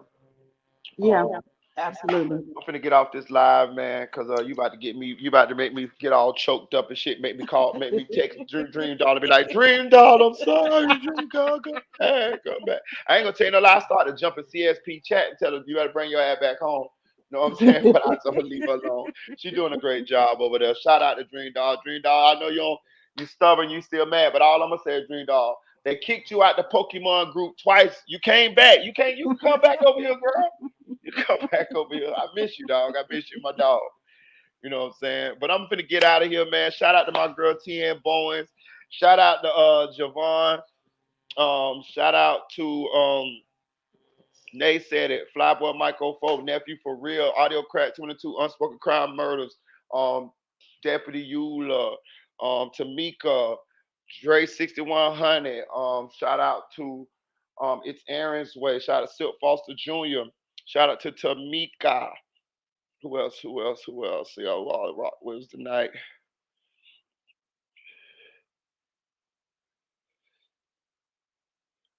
Who else? Some nights. Oh, shout out to SLK. Appreciate you, gang. Um, who else? I'm trying to give y'all shots. So that's why I tell y'all to say y'all. Oh, shout out to Anonymous Ones. Appreciate you. Um, I'll be going back through the chat so I can remember was rocking with me. So if y'all want to make sure y'all get a shout out, just make a comment in the chat. I will be doing a Melly live for y'all tomorrow, so lay around for that. I probably have to do 2 lives tomorrow because I know the Melly live it's just it's gonna be some other content that I'm gonna have to make. That's gonna probably be like some Diddy content or something like that because the Diddy stuff always evolving. But thank you, Tania. Appreciate you. Thank you, Oh, you're everyone. welcome. Thank you, everybody. All right. Good night. Good night.